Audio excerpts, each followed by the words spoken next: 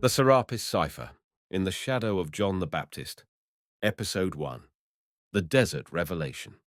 The gritty heat of the Judean desert hung in the air as Dr. Miriam Levy squinted at the horizon, her leather satchel bouncing at her side. She had been here many times before, led by rumors, manuscripts, or half-legible citations that beckoned her to the cradle of history. But something felt different this time. There was an air of weighted anticipation that not even the desert sun could chase away. Somewhere behind her trudged Father Benedict Franco, his white clerical collar loose and dusty. He had known Dr. Levy for years, though their paths converged only on special occasions when biblical mysteries intersected with modern urgencies. Officially, he was a Vatican envoy, a priest deeply versed in church history, but Miriam had discovered over time that he was far more than a mere emissary.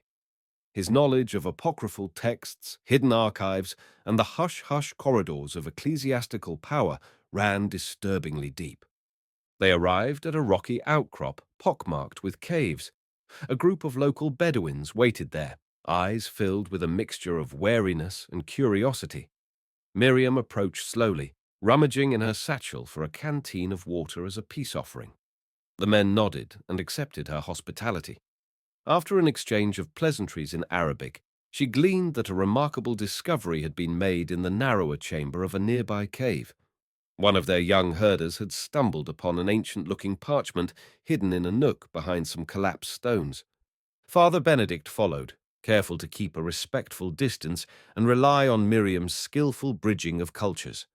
When they finally ducked inside the cave, the temperature plummeted. The flicker of their flashlights illuminated dust motes dancing in the still, hushed air. On a makeshift table of stacked stones lay a parchment sealed in plastic sheeting for protection. Miriam's heart thudded in her chest when she saw it. Even through the plastic, the texture of the papyrus was unmistakable. It looked as ancient as the Dead Sea Scrolls, yet it bore a script different from the typical Hebrew or Aramaic. Greek letters, scrawled in a careful but hurried hand. Father Benedict murmured a quick prayer under his breath and moved closer, gingerly lifting the parchment from the table with gloved hands. Miriam produced a portable magnifier. She inhaled sharply when her eyes focused on the faint letters. They were Greek, indeed, Koine Greek, from the look of it. Fragmentary words jumped out at her. Ioannes, John, Jesus, Jesus, Dikaios, righteous, eschatos, last days. But as she carefully scanned further lines, she encountered phrases that made her eyes widen, references to John feeling betrayed and abandoned by Jesus. She glanced at Father Benedict to see if he, too, had recognized the significance. He let out a tight breath. "Miriam," he said, his voice echoing in the cavern. "If this is genuine, then we have something that's going to ignite a theological firestorm." Miriam nodded, words stuck in her throat. She was already envisioning the academic feeding frenzy. On the surface, it hinted at a text claiming to document the split between John the Baptist and Jesus. Scholars had long debated the relationship between these two towering figures in early Christianity. A text that suggested John felt betrayed, with some of his followers believing he was the true Messiah, well, it would challenge mainstream Christian tradition profoundly. It would question everything from the Gospel's portrayal of John's role to the nature of Jesus' ministry itself. They stepped outside into the blazing desert sun, hearts racing.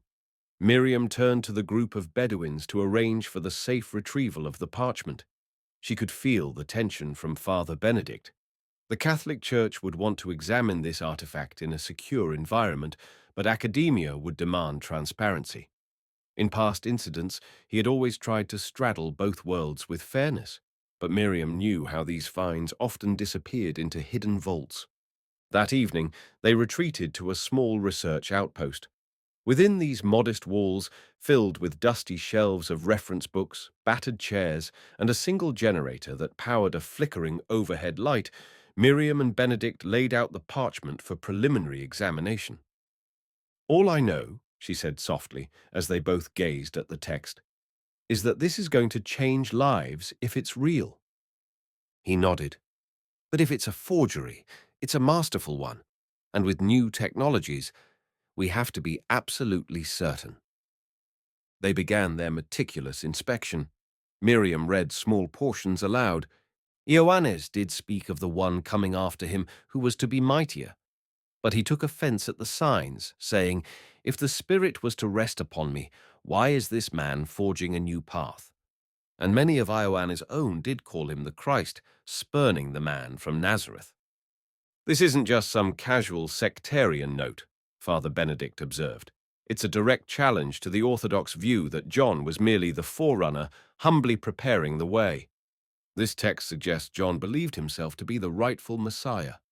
Miriam set down her magnifier and pressed her palms against her temples. Yes, but we must confirm the dating. If the parchment can be reliably dated to the 1st or 2nd century, this is monumental. The big question is the authenticity.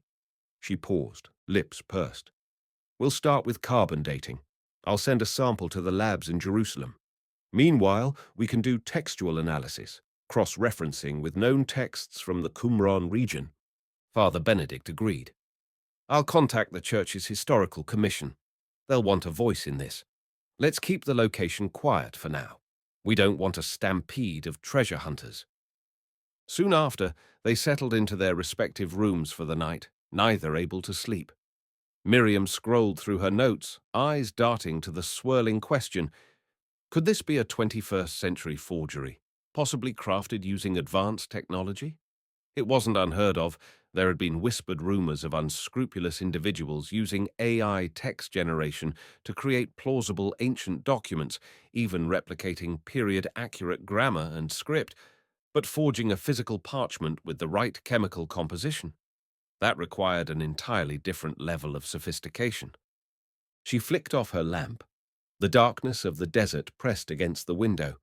Tomorrow would bring more revelations and, she sensed, more danger. In a corner room, Father Benedict prayed, his heart troubled. He recognized the swirl of forces that might latch onto such a discovery. Radical sects, modern Gnostic movements, even technology-driven disruptors who despised the power structures of Orthodox Christianity. In the hush of midnight, he mulled over an old rumor, a secret society determined to unravel the Church's influence by seeding doubt. They believed Paul's theology had derailed the original message, and they had the resources, money, technology, and cunning to produce forgeries that could shake the foundation of believers worldwide. The question burning in Benedict's mind was, were these men behind the new scroll? Morning arrived with a hot wind that kicked dust into the sky. Miriam was already at work, carefully photographing the parchment. Father Benedict joined her just as her phone buzzed. She glanced at the screen and frowned. I have a friend in Tel Aviv, an expert in paleography, she explained. He says he can do a preliminary scan if I send him some high-resolution images. He nodded, scanning the horizon out the window. Do it. The quicker we get multiple opinions, the better. Miriam's phone buzzed again, and she frowned deeper. A message from an unknown number popped up. We know what you found. The world will soon learn the truth about John's betrayal. Her breath caught in her throat. Father Benedict, noticing her pale expression, leaned over.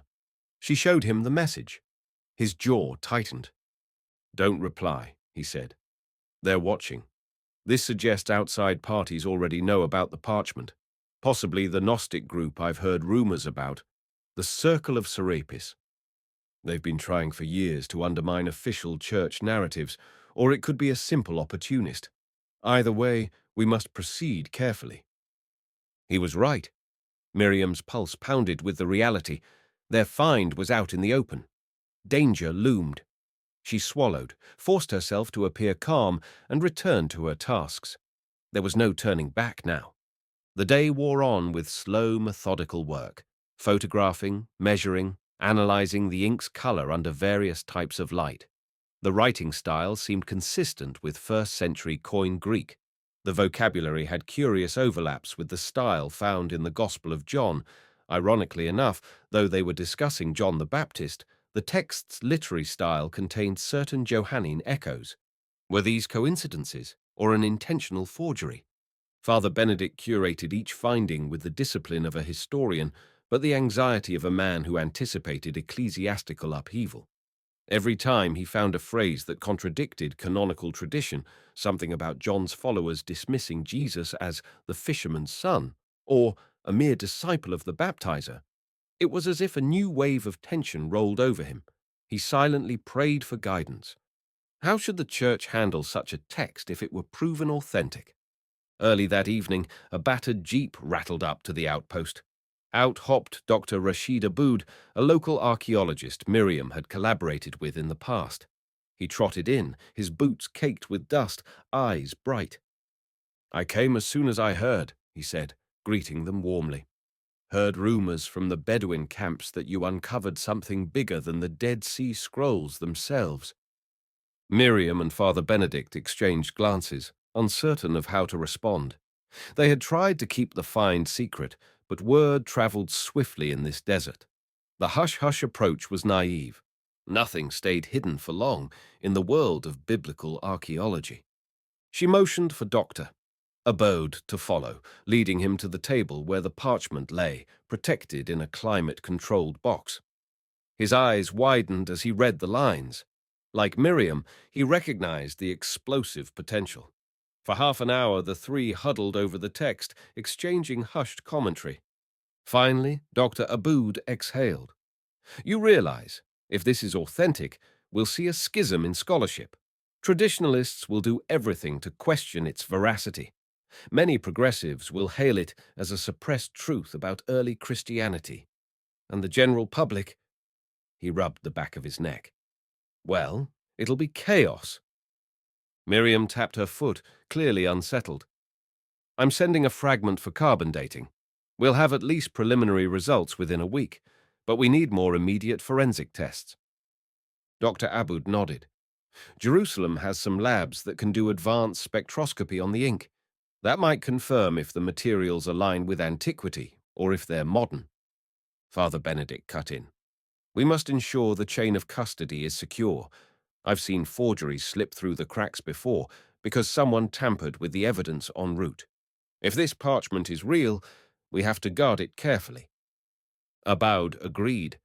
They made arrangements for a courier trusted by both the Israeli Antiquities Authority and the Catholic Church to handle the sample. Tension weighted the air. By the time darkness fell, the outpost was unusually crowded. A few more local archaeologists had arrived to see if the rumors were true. Most were turned away by Dr. Aboud's staff. The hush they tried to maintain was fraying. In hushed tones, Father Benedict and Miriam debated whether they should move the parchment to a more secure location. But as they concluded the day's work, the feeling of being watched returned. Miriam's phone buzzed again with a cryptic message. "The next scroll is ours." She shivered. Was there another scroll? Possibly these unknown adversaries meant the next part of the parchment, or they were referencing an entire new wave of revelations poised to appear. Could they be forging more texts to sow confusion? The possibilities made her stomach knot.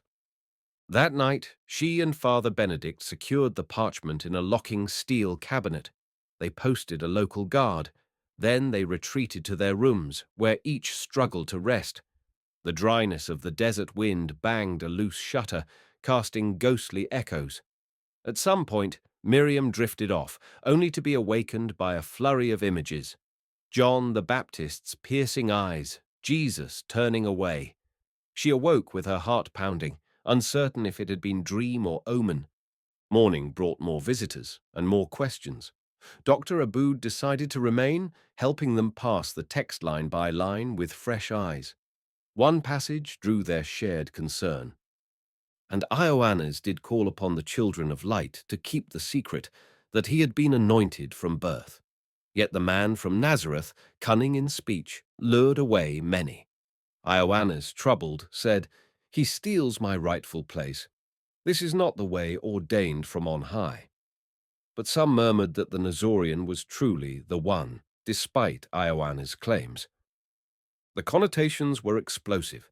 If John indeed declared himself anointed, the Messiah, then the entire bedrock of early Christian tradition about John's role was challenged.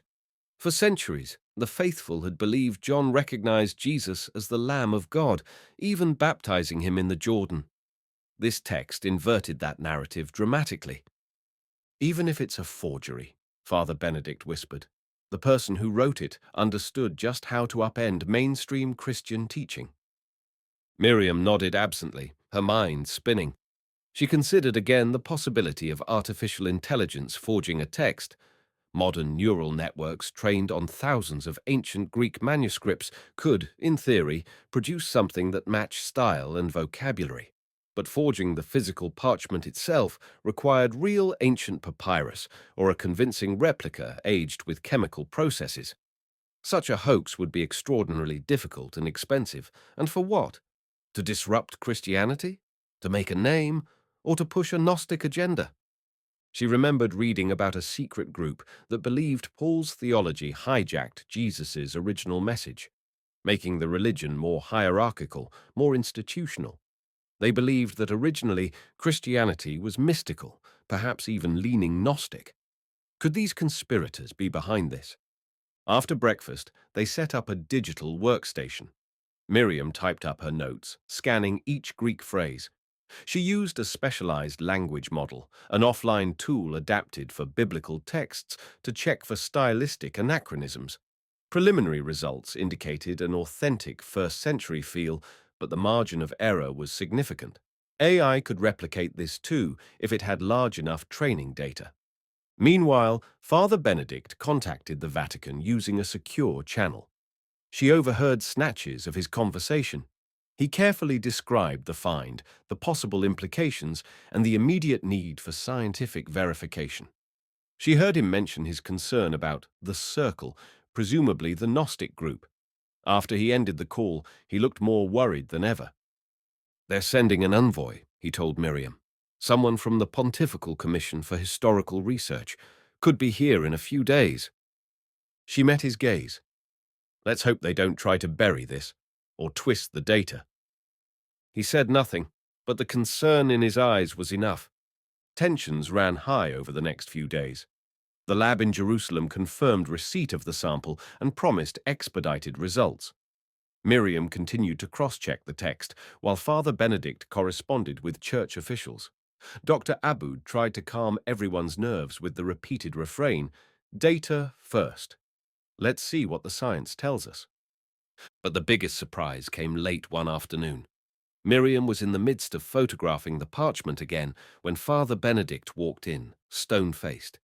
He held his phone, the screen open to an email. "There's a new rumor online," he said slowly, "about a second parchment discovered near Ein Gedi. Supposedly it reveals even more inflammatory claims, that Jesus was actually taught secret knowledge by John, but twisted that knowledge for his own ends." Miriam blinked. "Where did you hear this?" "An archaeological forum, but the post was made under an anonymous handle. The user claims to have leaked text from the second parchment. I cross-referenced it with older Gnostic writings, and the parallels are uncanny." She stared at him, heart thrumming. This must be part of the same plot. Someone wants to sow chaos, either by forging multiple documents or by slowly releasing genuine fragments. If a second parchment is real, it might corroborate or conflict with this one. But we don't have any evidence it even exists. "And yet," Father Benedict said grimly, "the rumor itself could cause damage. People will flock here, hoping to find that second scroll. That means more eyes, more potential sabotage." Dr. Abode joined them. "Let them come. The desert is vast. We can handle a few rumor chasers. The important thing is that we remain focused on verifying this find." But the rumor's spread was unstoppable. Within 48 hours, speculation lit up on social media, with hashtags referencing the betrayal scroll.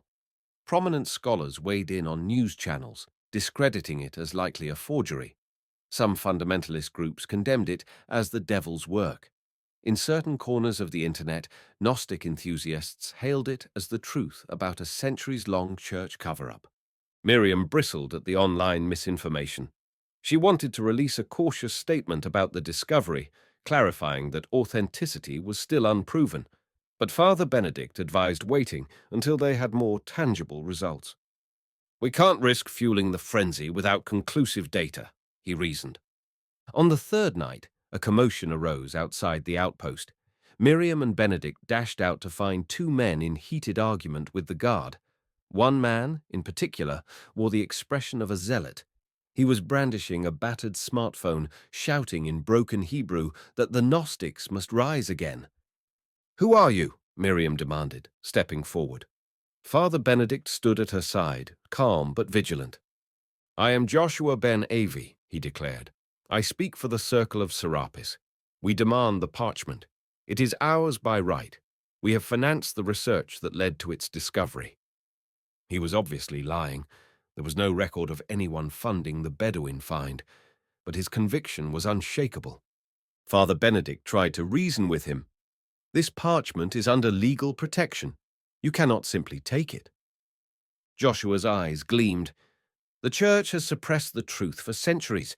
We will no longer stand by while you manipulate souls. Give us the parchment, or we will expose the entire operation." Miriam's pulse raced.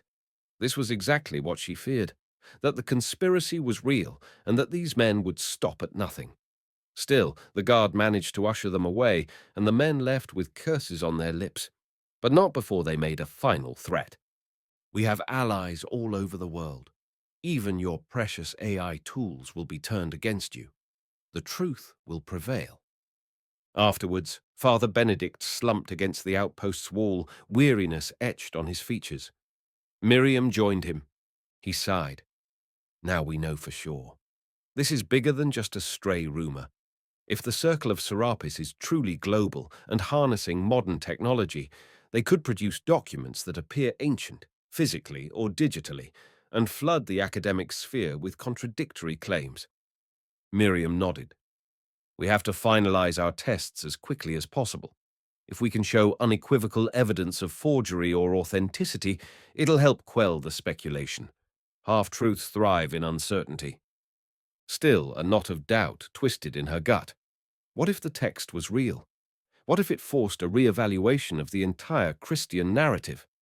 She remembered how fragile the historical records were from that era. A single news scroll could upend centuries of assumptions. And if it was discovered that John the Baptist had felt betrayed, that he or his followers believed he was the true Messiah, the ramifications would be cataclysmic for mainstream theology. She also knew that forging such a document would not be impossible, especially for a group wealthy enough to purchase genuine fragments of ancient papyrus, matching inks, and advanced AI algorithms to refine the text. Every time she leaned toward believing it might be authentic, the specter of a cunning forgery reared its head. 4 days later, the carbon dating results arrived from Jerusalem. Miriam huddled around her laptop with Father Benedict, Dr. Aboud, and a couple of trusted researchers. Her eyes scanned the data, heartbeat pounding. The numbers on the screen were unequivocal.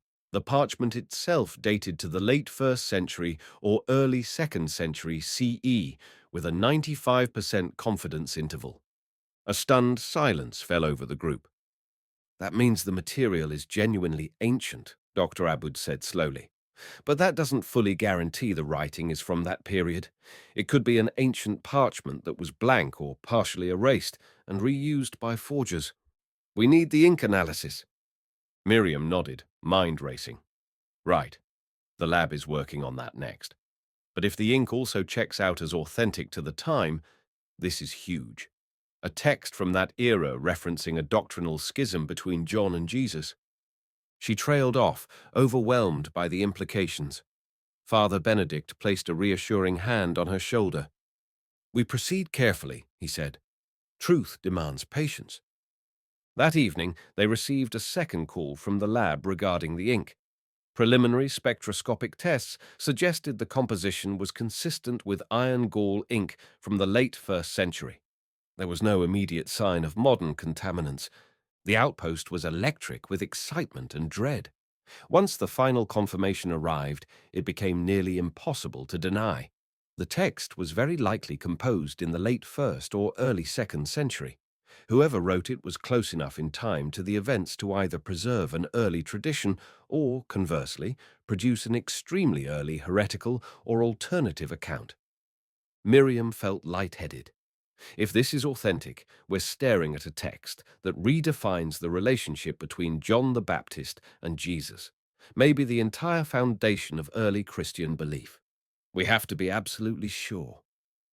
Father Benedict, though shaken, managed to nod. It might be a sectarian text from a community that revered John as the Messiah.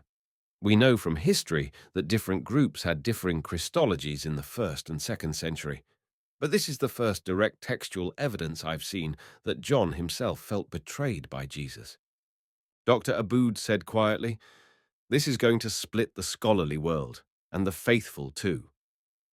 They were too rattled to celebrate, or to lament, or to do much of anything except sit in silence and contemplate the magnitude of their discovery. In that silence, the phone buzzed once again. Miriam answered with trembling hands. It was the lab director in Jerusalem. "Dr. Levy," he said, voice filled with urgency. "We analyzed further and found microscopic traces of a synthetic compound in the margins.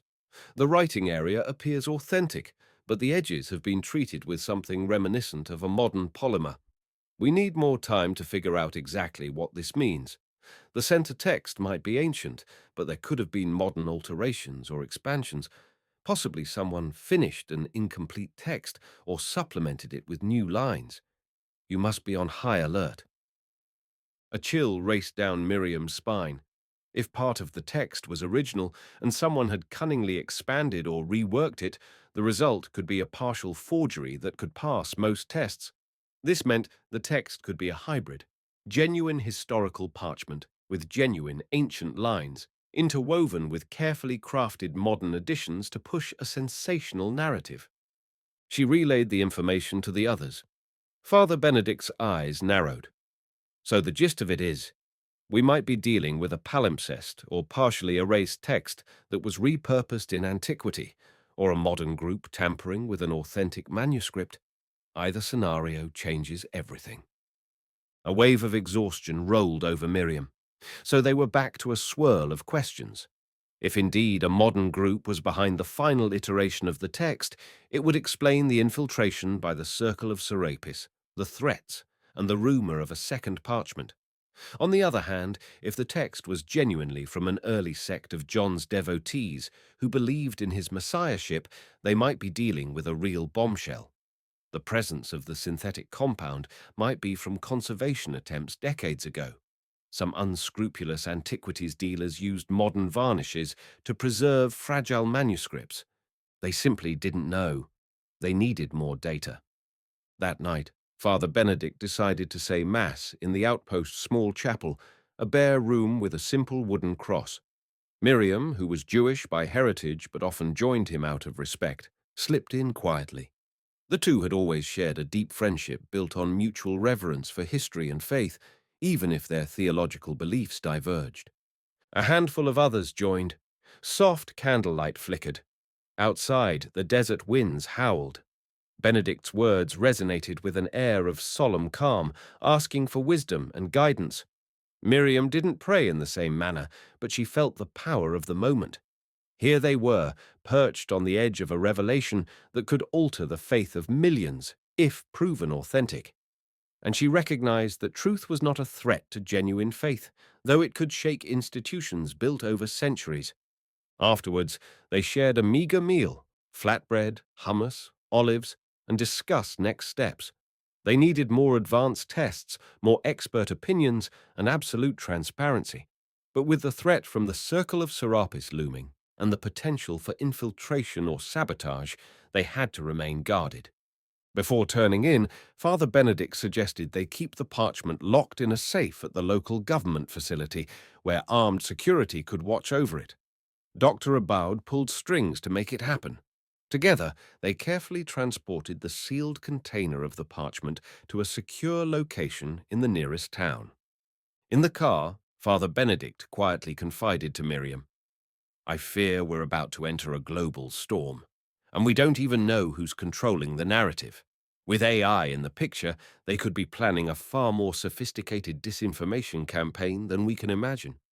She swallowed hard, remembering how advanced large language models could forge texts with terrifying plausibility. Meanwhile, unscrupulous labs could artificially age or augment materials. As an archaeologist who had dedicated her life to unearthing genuine history, she felt almost powerless against these new technologies if they were wielded by malevolent forces. In the rearview mirror, the reflection of the desert night was a reminder of how many secrets remained buried under the sands, how easily truth could be manipulated by those with the will and the means. They arrived at the government facility, where stern-faced guards accepted the sealed container with official paperwork. Miriam and Father Benedict stepped back into the dusty air, hearts heavy. The parchment was now safer, but their quest for certainty had only just begun. With a final glance at the fortress-like building, they shared a look filled with shared resolve. Whatever the truth might be, they owed it to history and to faith to bring it to light, despite the swirling threats from enemies both known and unknown. They returned to the outpost in silence.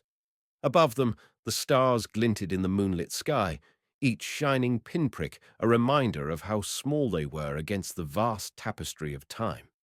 Yet, in their hands lay a potential key to the earliest days of Christianity and the power to alter centuries of belief. Neither said a word, but both understood. From here on, nothing would be simple. The desert had given them a revelation, and now they had to confront the firestorm that would inevitably follow.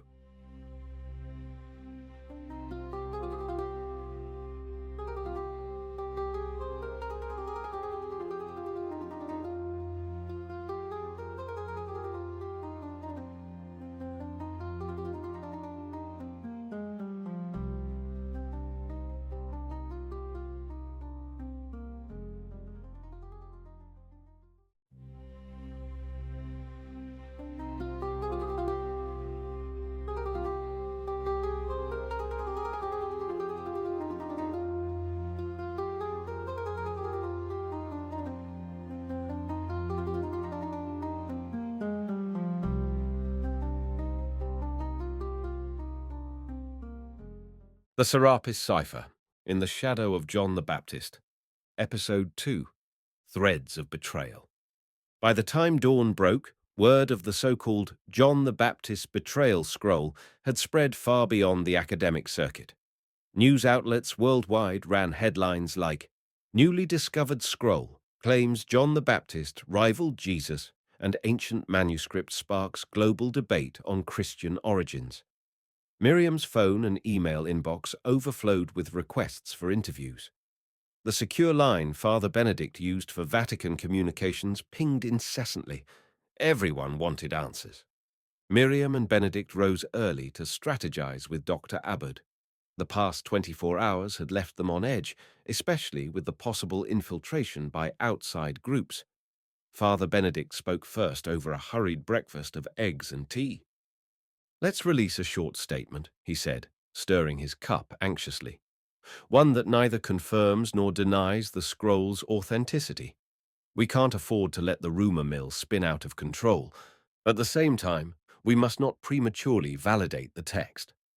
Dr. Aboud nodded. "Transparency is key. We say we've discovered a parchment, that it's under study, and that final results are pending. No mention of its contents." Miriam exhaled slowly. "I agree. Let's keep the theological angle ambiguous. The last thing we need is a mob claiming we're hiding or suppressing the truth."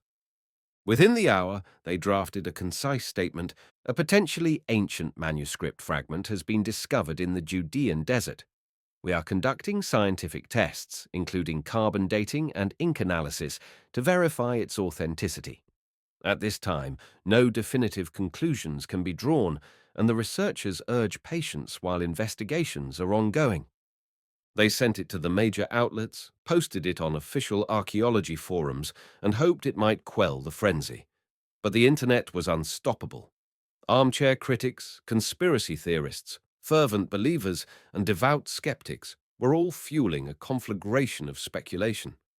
The circle of Serapis, or those claiming affiliation with them, posted ominous messages online. Prepare for the revelation. The false church will be exposed. Miriam rubbed her temples, feeling the weight of it all. She had never anticipated that a single find could spark such upheaval. Father Benedict, perhaps more accustomed to controversies within the church, remained stoic but not untroubled. Mid-morning, a black SUV pulled up to the outpost, raising a cloud of dust. Out stepped a tall figure in a tailored suit, a man in his early 50s, salt and pepper hair, and a measured smile that did not quite reach his eyes. He introduced himself as Cardinal Lorenzo Vieri from the Pontifical Commission for Historical Research. Father Benedict stiffened at the sight of him. Miriam sensed tension. Perhaps Benedict recognized Vieri from previous church controversies. Regardless, Father Benedict greeted him respectfully, though Miriam noticed the slight tremor in his voice. Vieri wasted no time. "I come on behalf of the Holy See," he declared, stepping inside.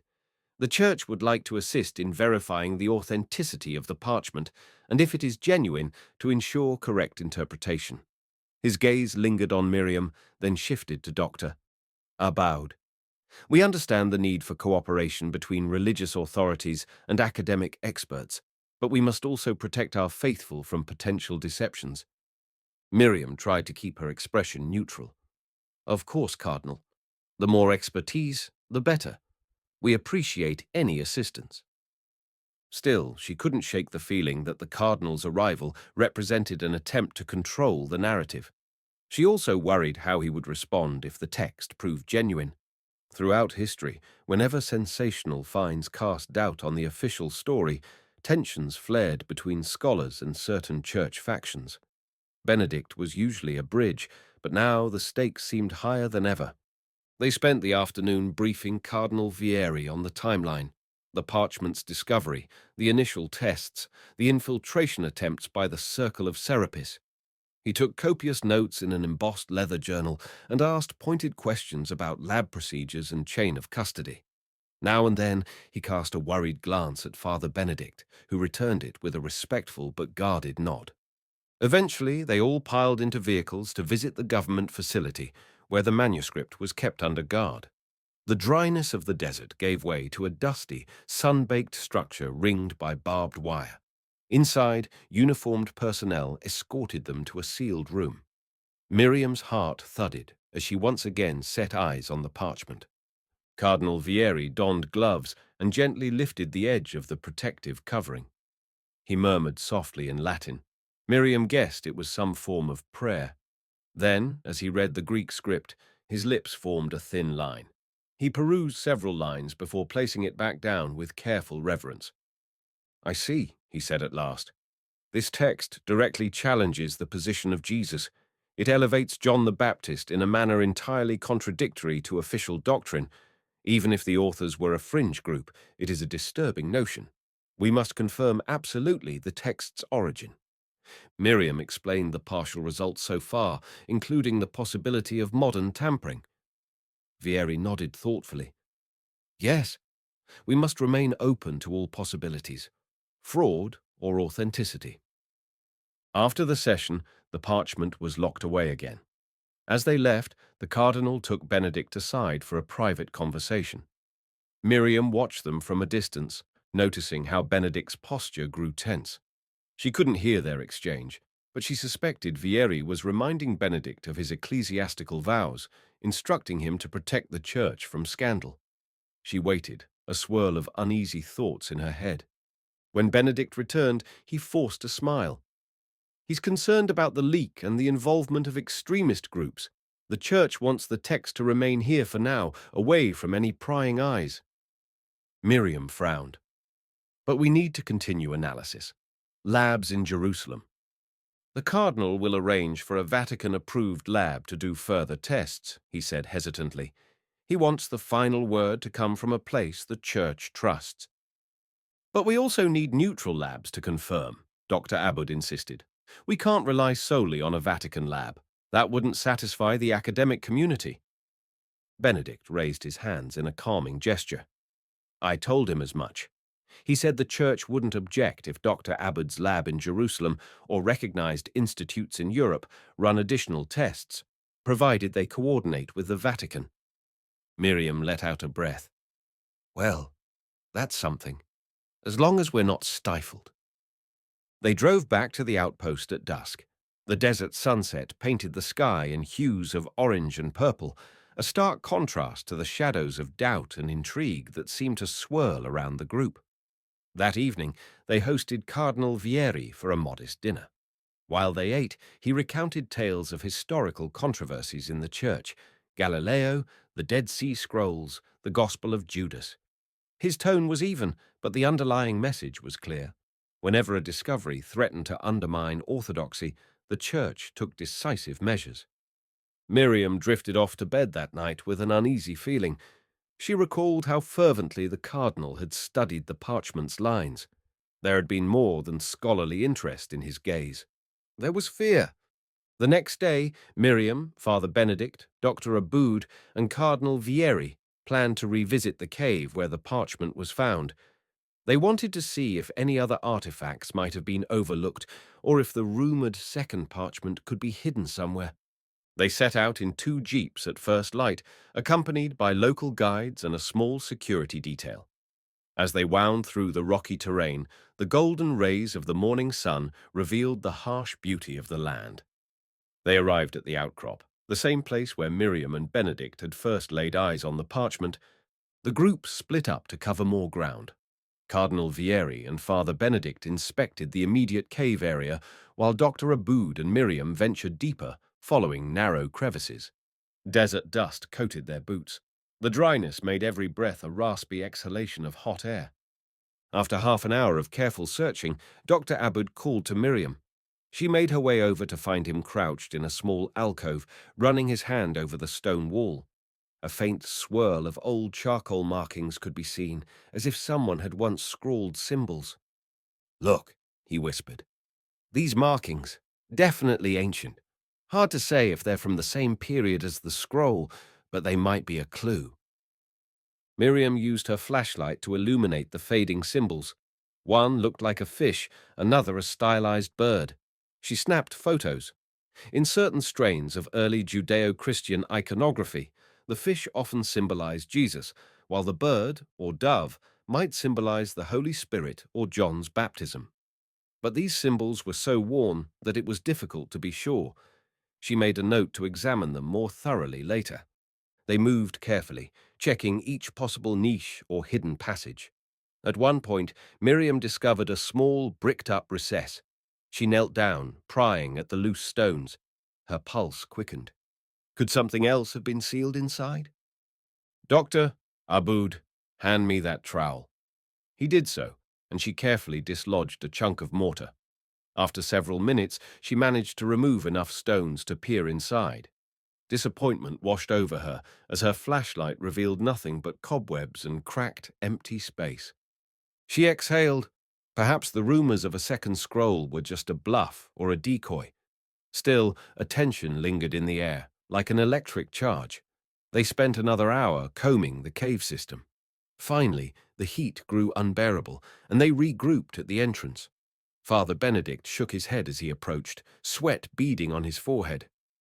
"Nothing," he said. "No sign of a second parchment." Cardinal Vieri emerged behind him, looking uncharacteristically disheveled. "We must remain diligent. If there is another document, we'll find it." They all stood there in silence. The desert wind rustled the sparse shrubs. Then, out of the corner of her eye, Miriam noticed a figure standing on a nearby rise, the silhouette of a person dressed in a hooded garment, arms folded. For a fleeting moment, their eyes met. Then, as if sensing her gaze, the figure turned and disappeared behind the rocky outcropping. A chill ran down Miriam's spine despite the scorching heat. She nudged Father Benedict and pointed. He spotted nothing but swirling dust. Had she imagined it? Or was it one of those circle of Serapis zealots observing from a distance? Before they could investigate, the cardinal insisted they return to the vehicles and head back. They had spent enough time in the blazing sun for one day. That evening, tensions rose again. Cardinal Vieri announced that, with the consensus of Vatican officials, he would be transferring the parchment to Rome for further examination. Father Benedict stiffened. "I'm not sure that's wise," Benedict countered, voice trembling with a quiet urgency. "We've only done partial local testing. The Israeli Antiquities Authority and the scientific community will demand their own independent analyses. Removing the scroll from the country could cause an international incident." Vieri's expression hardened. "Nevertheless, the Church has a vested interest in the integrity of this artifact. Our labs are state-of-the-art, and we have specialists in paleography and patristics who can verify its authenticity beyond any doubt." Dr. Aboud joined in. "But if the artifact leaves, how can we complete the local analyses we've begun? This is a shared responsibility, Cardinal." Vieri's gaze swept the room. "The Holy See will ensure the results are shared promptly and transparently, but we must safeguard it. Already you've had infiltration attempts. This region is not stable enough." Miriam stood up from her chair. "With respect, Cardinal, our labs here are more than capable. And if there is a second scroll or other related artifacts, we need to cross-reference them with this one. Splitting them might hamper vital context." The Cardinal pursed his lips. "I empathize, Dr. Levy, but the decision is not mine alone. A formal request has been made to the Israeli government. The wheels are in motion. Rome wants this parchment under the Vatican's highest security." She realized with a sinking feeling that the Church's political clout was formidable. All her arguments might not suffice to keep the scroll in Israel. Father Benedict's silence spoke volumes. He was torn between loyalty to the Church and his commitment to academic integrity. "We'll see," Benedict finally said. "Dr. Aboud and I will speak with the authorities. For now, the parchment remains in the government facility. We still have a window to conduct more local tests." Vieri nodded curtly, but his expression indicated that, from his perspective, the matter was already decided. Late that night, Miriam woke to a commotion outside the outpost. She heard men shouting in Arabic. Heart hammering, she rushed out of her room, finding Father Benedict and Dr. Aboud already near the entrance. "What's going on?" she asked. "Security alarm at the government facility," Benedict replied, grabbing a coat. "They said there's been a break-in attempt." They hurriedly got into an SUV with Dr. Aboud driving at a reckless pace through the dark desert roads. Upon arriving at the compound, they found the gates guarded by a flurry of soldiers, some with drawn weapons. Lights were flashing, sirens wailing. They had to navigate 2 checkpoints before being allowed inside. A grim-faced official explained that 2 unidentified individuals had scaled the outer fence, possibly heading toward the storage area housing the parchment. Alarms had been triggered automatically. Guards rushed to intercept, but the intruders fled. As far as anyone could tell, they hadn't gained entry to the sealed vault. The parchment was safe. Relief swept Miriam, but also renewed anxiety. The circle of SERAPIS? Or perhaps some unscrupulous antiquities smugglers? Either way, forces wanted that parchment badly.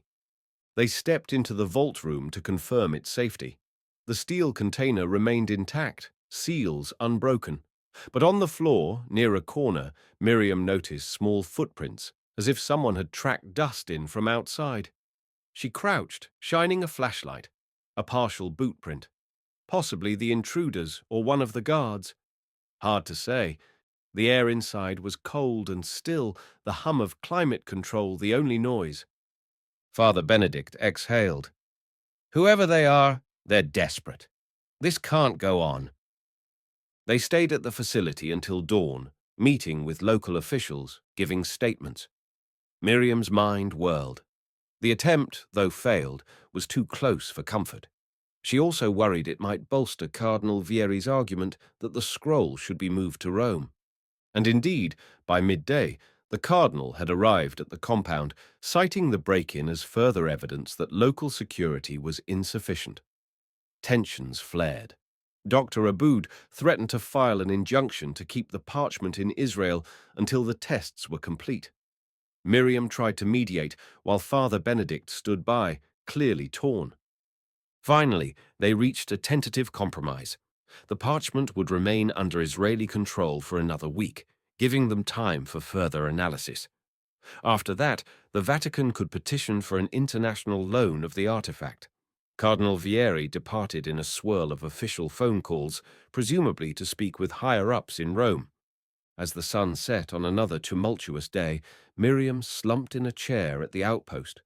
Father Benedict placed a gentle hand on her shoulder. "This is becoming more political than scholarly," she said, voice quivering with fatigue. "I know," he replied, "but the truth will come out, one way or another. We just have to keep forging ahead, carefully. We have a week to gather all the evidence we can." Miriam nodded, thinking about how quickly time was slipping away. The entire world was watching, waiting, speculating. Meanwhile, the circle of Serapis lurked in the shadows, eager to sow chaos. And in the midst of it all, the question lingered. Was the parchment truly a genuine first-century testament of John's resentment toward Jesus, or a sophisticated forgery designed to upend Christianity? She closed her eyes, imagining John the Baptist in the wilderness, a voice crying out, feeling overshadowed by the very man he'd once baptized. Could a few ancient lines of papyrus truly shift the faith of billions? The swirling unknowns weighed on her like the desert's stifling heat. Tomorrow they would press on. Further tests, deeper inquiries, more interviews with local Bedouins. But for now, Miriam allowed herself a moment of stillness. She listened to the desert wind, hoping it might carry some whisper of clarity in this storm of mystery and intrigue. Unbeknownst to her, far away in hidden corners of the internet, lines of code spun out by advanced AI systems were generating near-perfect imitations of ancient Greek texts, preparing to flood the world with a barrage of contradictory manuscripts. It was a race now, an arms race of truth versus deception, faith versus doubt, past versus future. And the final outcome remained painfully uncertain. Yet neither Miriam nor Father Benedict suspected just how explosive and surprising that outcome would be.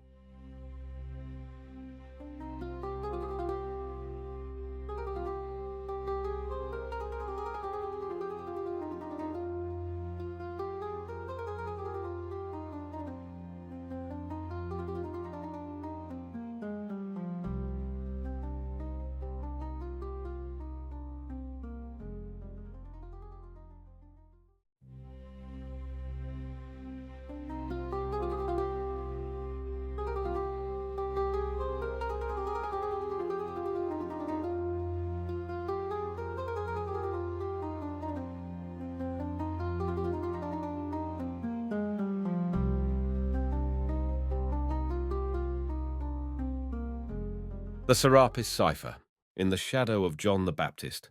Episode 3. Shadows of Gnosis. Miriam could scarcely believe how crowded the outpost had become overnight.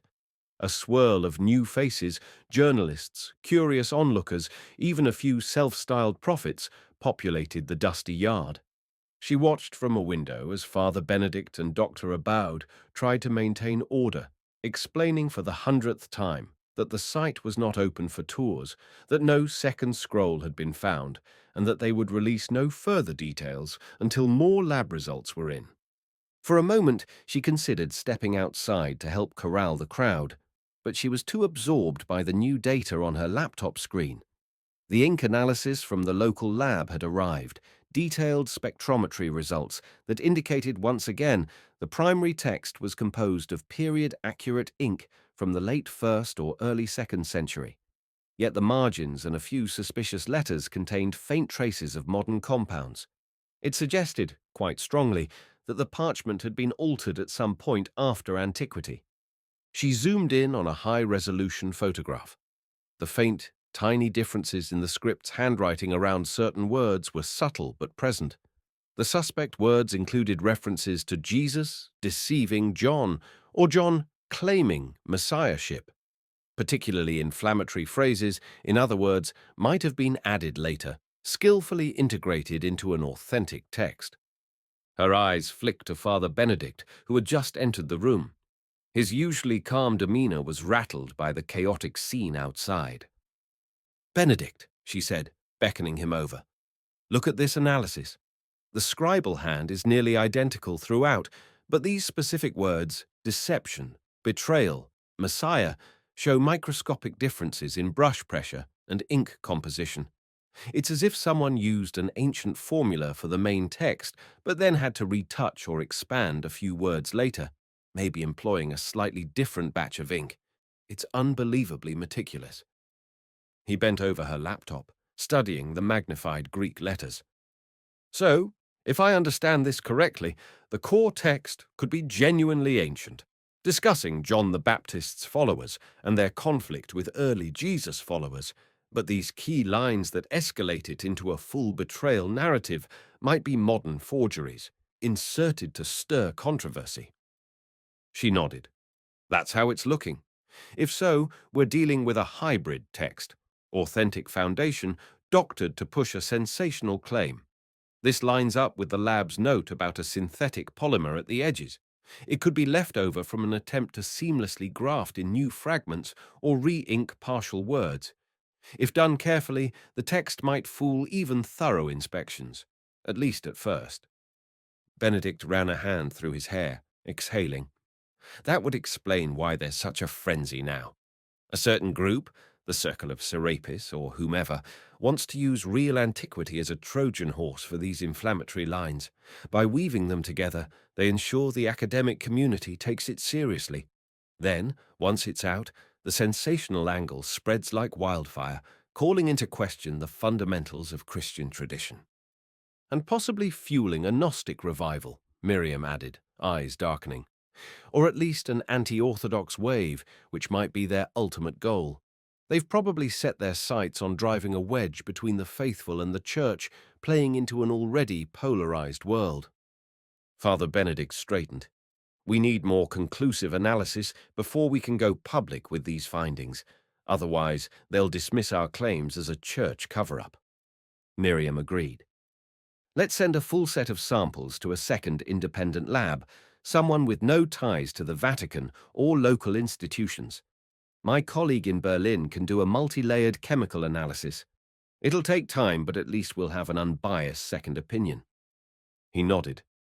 Let's do it. But we also have only a week before Cardinal Vieri tries to take the parchment to Rome. We'd better move fast. She began preparing the request for Dr. Eisler, the Berlin-based expert.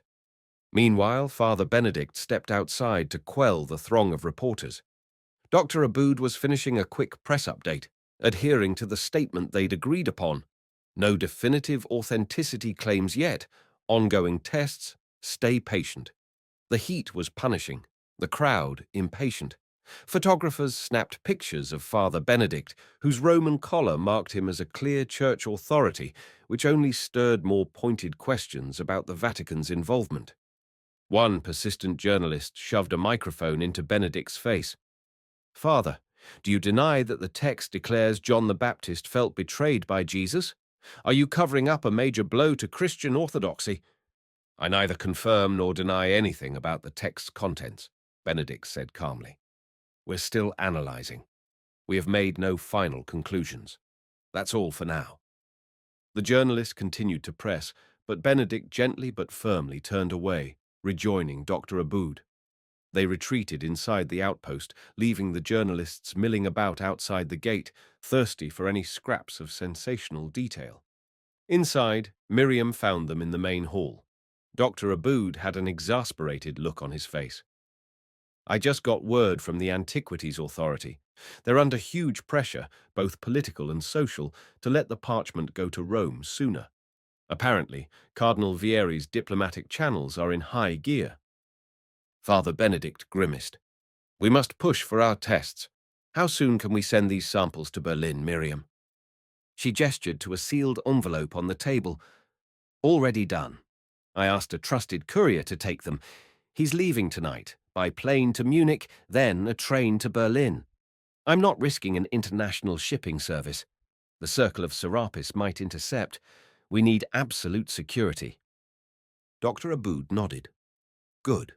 Once Berlin's lab weighs in, we'll have a stronger case to keep the text here for a while longer. Benedict paused, then quietly confided. I fear that the more we delay, the more we risk something drastic happening. The break-in attempt won't be the last, especially if these conspirators suspect we're onto their forgery. They might escalate their efforts. Miriam folded her arms. I've considered that. But letting the parchment vanish into the Vatican archives without thorough neutral analysis would be a betrayal of the academic process and a surefire way to feed the conspiracy theories. They reached an uneasy consensus. Push forward with all due caution, maintain the official statement of neutrality, and expedite the Berlin analysis. That evening, with the outpost finally settling down, Miriam had a rare moment of calm. She stepped outside, watching the desert sky bleed orange and purple as twilight descended. The crowd of reporters had mostly dispersed, promising to return in the morning. Local police had placed barricades around the site, controlling entry. The wind was cooler, carrying hints of night-blooming shrubs. Father Benedict approached, quietly standing beside her.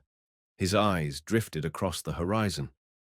"You know," he said softly, "I never expected my vocation to land me in the thick of a global controversy over possible biblical forgeries.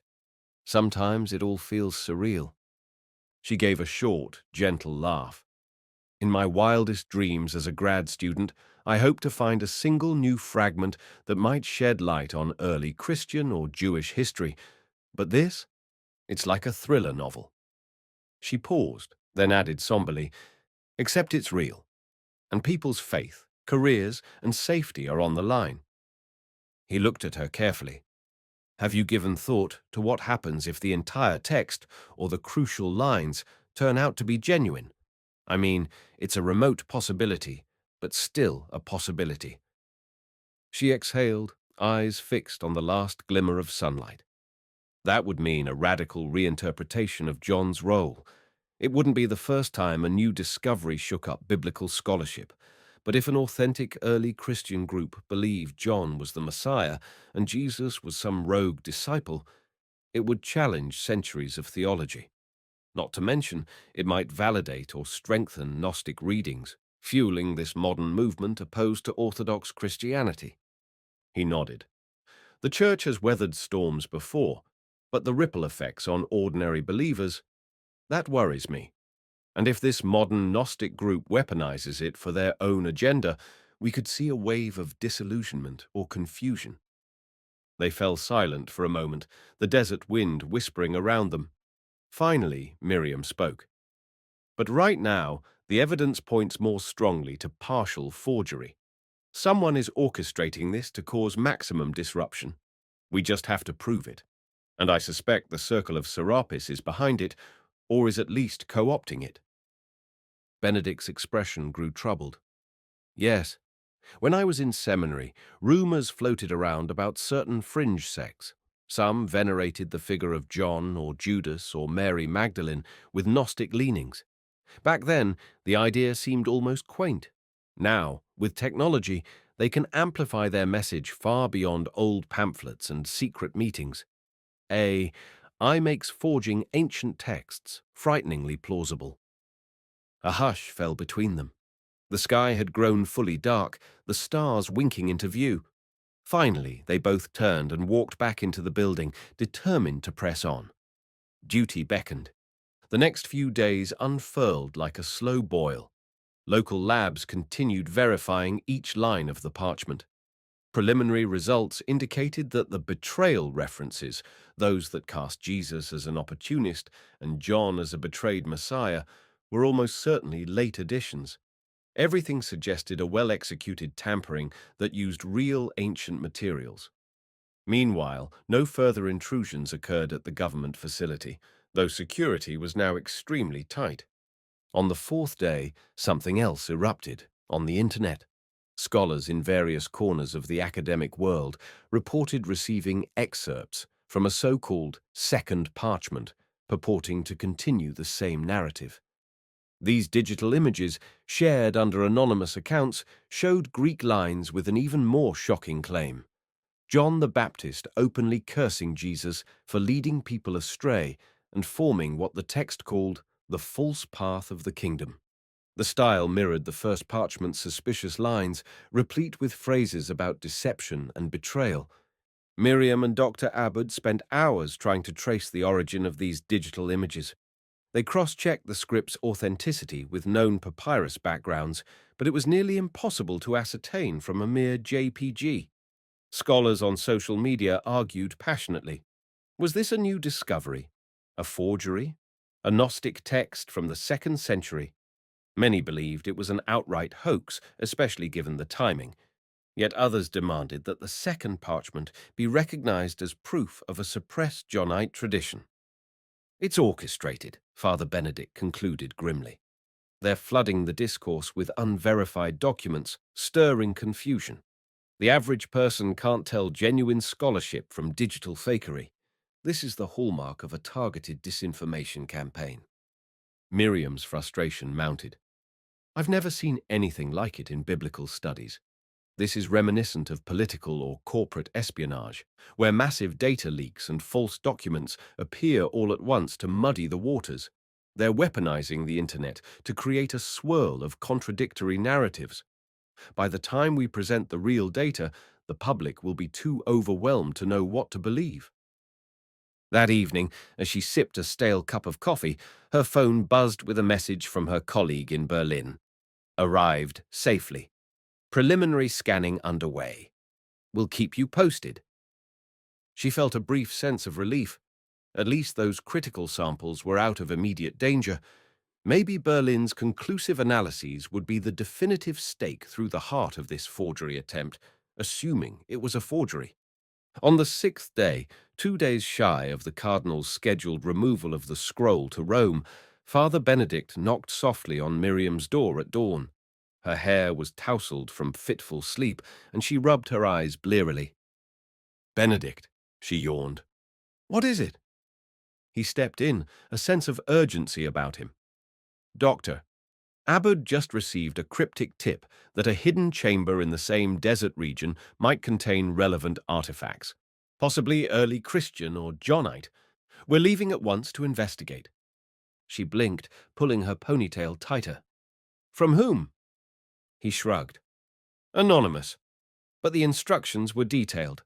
Coordinates about an hour's drive north of the original cave." Her gut clenched. Could be a trap. He nodded. Or it could be a lead on the rumored second parchment. The tipster specifically claimed this site would expose the forgery.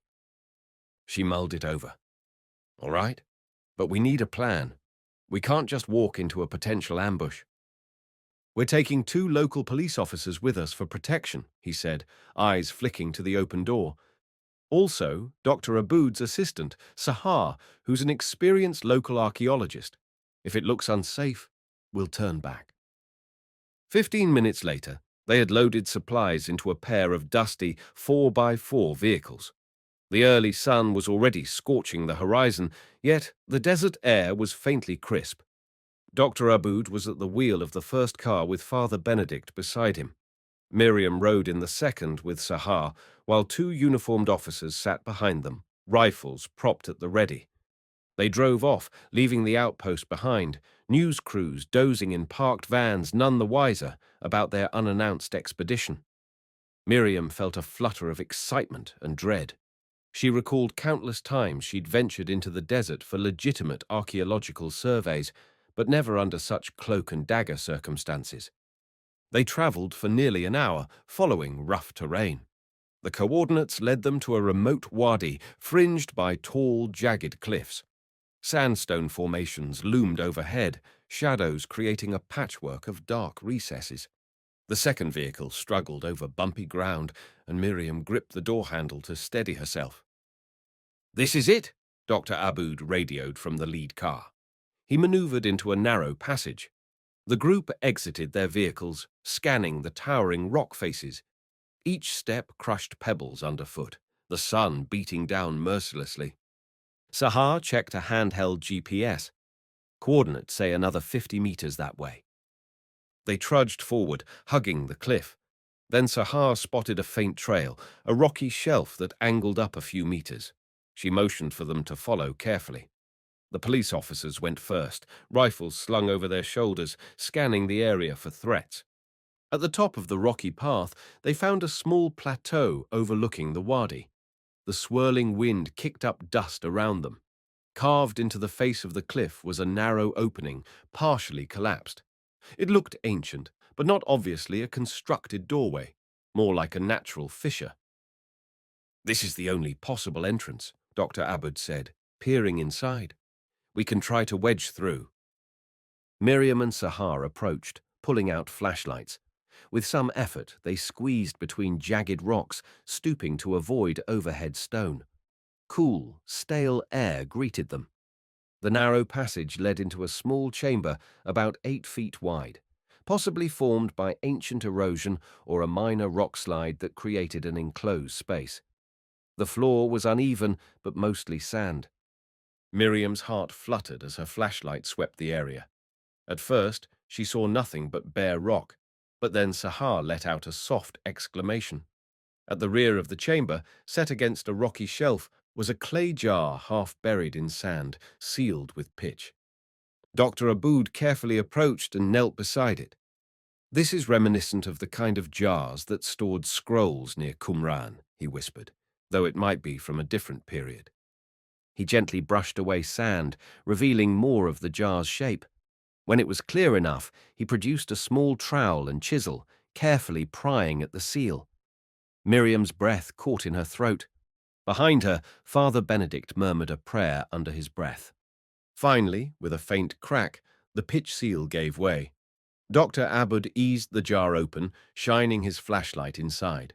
The beam revealed a rolled piece of leather-like material, darkened with age, edges frayed. "Another scroll," he said in hushed disbelief. "But it looks more like leather or animal skin, not papyrus." The small group exchanged looks. Everyone was on edge. One of the officers signaled outside, telling the other to stand guard. Dr. Abud used both hands to lift the roll from the jar, placing it on a clean cloth. Miriam crouched to help, her gloved fingers trembling. She gently unrolled a small section, revealing lines of text in a style that might be Aramaic or Hebrew. "This is definitely old," Sahar said, wide-eyed. "But how old?" Miriam's flashlight trembled slightly. The text, in uneven characters, looked archaic. A quick glance suggested a liturgical or narrative structure. Some lines had the tetragrammaton, the four-letter name of God, plus references to an anointed figure. But the script was different from the Greek of the other parchment. This was no direct match. As they examined it, Dr. Aboud announced, "I see references to water purification and mention of a man named Yohanan, which is Hebrew for John." Miriam's heart thudded. John again. But is this about John the Baptist or some other Yohanan? There must have been many. Let's see if there's anything referencing Jesus or a betrayal. Sahar knelt closer, scanning the lines. "Here," she whispered. "It says something like, 'The righteous one, teacher of righteousness, false prophet, parted ways.' My Aramaic is rusty, but it might be describing a split or a division among followers. I see a phrase possibly translating to the fisherman's band or the Galileans in a derogatory sense." Father Benedict's eyes darted around. "Galileans? That's often how early Christian sources referred to Jesus and his disciples. Could this be an older or parallel tradition? Another community that revered John above Jesus?" Dr. Aboud nodded, face tense with wonder. "Yes, it might be, but we must be cautious. We need to date the leather, analyze the ink. We might have stumbled onto a legitimate Johnite text that was never touched by forgers. Or we could be stepping into another planted hoax." Miriam, biting her lip, examined the shape and decay patterns of the leather. It seemed ancient, far older than the jar's pitch seal suggested. If this was legitimate, they had found a second text referencing the John-Jesus tension. But this time, it was in Aramaic or a similar dialect, not Greek. If it were a forgery, it was another layer of cunning, using a different language to deepen the apparent authenticity. Father Benedict closed his eyes, as though wrestling with the implications. If this new discovery is real, it might corroborate some core idea that John's followers felt overshadowed by Jesus. In early Christian history, you do see faint hints of that, but never a direct statement that John was the rightful Messiah. This text could push that boundary. They gingerly wrapped the leather scroll in cloth and placed it in a protective container. Doctor Abode had brought along. Everyone was subdued, aware that they might be carrying an artifact of profound importance, or another Trojan horse. Their flashlights caught the swirling dust in the air, stirring the sense of stepping into a world that had been sealed off for centuries. Suddenly, a sharp whistle came from the passage entrance. One of the officers. Miriam's heart jolted. They hurried out, careful not to jostle their find. The guard outside was beckoning anxiously. "We've got visitors," he said, pointing down the rocky shelf. Far below, on the desert floor, 3 black SUVs rumbled into view, raising clouds of dust as they sped toward the plateau. "Does anyone know them?" Father Benedict asked, voice tight. The officer shook his head. "They're not police. No official markings." Miriam's stomach twisted. The circle of Serapis. Journalists. Smugglers. Possibly they'd been followed. "We need to go," she hissed. They scrambled down the rocky path and piled into their vehicles. Dr. Abode placed the newly discovered scroll in Miriam's car, urging the officers to keep weapons at the ready. The black SUVs were rapidly closing in. Sahar floored the gas. The 4x4 lurched across the uneven desert terrain, Father Benedict bracing himself in the back seat. The other car followed close behind. A swirl of dust enveloped them as they raced to stay ahead of the newcomers. Miriam turned to look through the rear window. The black SUVs trailed behind, each bearing 2 or 3 figures in the front seats, silhouettes of men leaning forward with intense focus. "These guys aren't giving up," the officer next to Miriam growled. He checked his rifle. "We'll lead them away from the outpost, try to circle around to the highway." Sahar nodded, spinning the wheel. The vehicle bounced violently over rocks, and Miriam clutched the seat with white knuckles, heart pounding. She caught glimpses of the second 4x4 in her side mirror as Dr. Abud tried to keep pace, dust swirling in his wake. The chase stretched on for several harrowing minutes. Occasionally, the black SUVs managed to draw closer, but each time Sahar took a sharp turn or banked down a small ravine, putting distance between them. By a stroke of fortune, the desert terrain became too rough for the heavier pursuers, forcing them to slow. Finally, with a last swerve around a steep ridge, Sahar guided them into a rocky defile, temporarily out of sight. When they emerged onto a more established dirt road, the black SUVs were gone, left behind in a haze of dust. Miriam exhaled shakily. Father Benedict reached for his phone. "We'll call for additional security," he said, "and we'll hide this new scroll in a secure location, separate from the first. It's safer that way." "Do you think those were the circle of Serapis?" Miriam asked, throat tight. "I suspect so," Benedict replied, gazing at the cloth-wrapped artifact. "They clearly knew we came here, and they were prepared." No one said it out loud, but a shared understanding threaded through the group. The Circle's resources were vast, their network wide, and they would stop at nothing to claim or destroy any evidence, real or fabricated, that advanced their aims. They arrived back at the government facility late in the afternoon, nerves frayed. The newly discovered leather scroll was hustled into a separate vault, guarded by a different detail of officers. Tense conversations followed with the Israeli Antiquities Authority, which insisted on immediate testing. Dr. Abud argued that he and Miriam should begin preliminary analysis on site, verifying language, script, and a small sample for dating. The officials acquiesced on the condition that a fully documented chain of custody be maintained. Inside a secure examination room, under bright lights, Miriam and Sahar carefully unrolled the scroll on a sterile table. The writing was a mixture of Aramaic with possible Hebrew loanwords, reminiscent of some Qumran-era texts, phrases referencing the faithful of John and the usurper from Galilee stood out. One line read roughly as, "He that was anointed in the womb was overshadowed by the fisherman's son." Another alluded to a sense of betrayal or resentment. They followed him, not the righteous teacher, sowing discord among the children of light. Reading those lines sent chills down Miriam's spine. Whether real or forged, the narrative was consistent with the notion of John's followers believing he was the rightful anointed figure. This second text had the potential to reinforce the first parchment's claims, unless both were manipulated by the same clandestine group. She and Sahar worked late, taking careful photographs and minuscule samples of the leather and ink. Dr. Aboud hovered anxiously, consulting references, cross-checking the script. Father Benedict kept watch near the door, occasionally updating them on the swirling crisis beyond. More reporters, more Vatican pressure, more rumored sightings of new Gnostic texts flooding the internet. In a lull between tasks, Miriam asked Dr. Aboud quietly, "What's your gut feeling about this text?" He sighed, glancing at the lines. "It looks ancient, and the language is convincingly first century or so. But after what we learned about the betrayal scroll's partial forgery, I'm wary.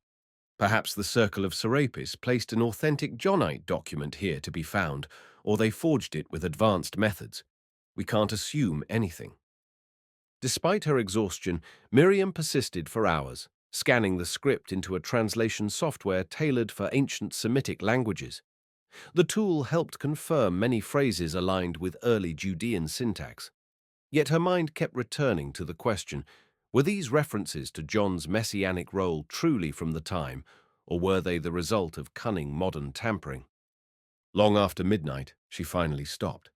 Her eyes ached from poring over the text, her thoughts a whirlwind of speculation. She found Father Benedict sitting in a nearby corridor, chin resting on his hand. "Any progress?" he asked softly. "Too soon to tell," she replied, sinking onto a bench beside him. "It might be legitimate, or not. The same question over and over." He gave a tired nod. "We'll do what we can tomorrow. Then the day after, Cardinal Vieri returns to claim the first parchment for Rome. I'm not sure if he'll demand this second scroll too, once he learns of it. That might spark a diplomatic standoff." She leaned back against the cool wall, letting her eyes drift shut. "It's a mess. One part of me almost hopes we prove they're fakes. It would at least quell the crisis. But if they're genuine, or partially genuine, the ramifications are enormous. And if the Circle is forging or doctoring ancient documents on a global scale, we may be at the beginning of something bigger than any of us realize." Benedict gently placed a hand on her shoulder. "We'll keep going, Miriam. Cling to scholarship, to integrity. We'll unravel it." She opened her eyes and managed a faint, weary smile. Yes, step by step. Somewhere in the desert night, a breeze whistled through the facility's gates.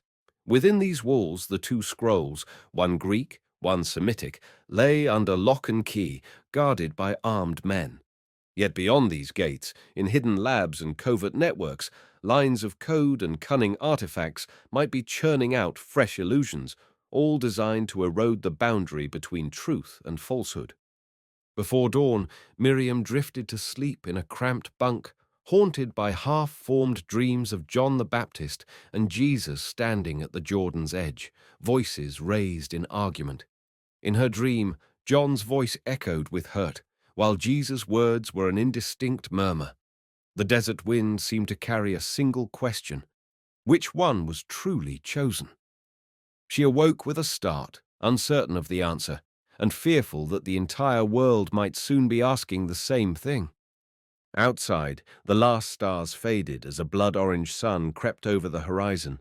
In mere hours, everything they knew could change again.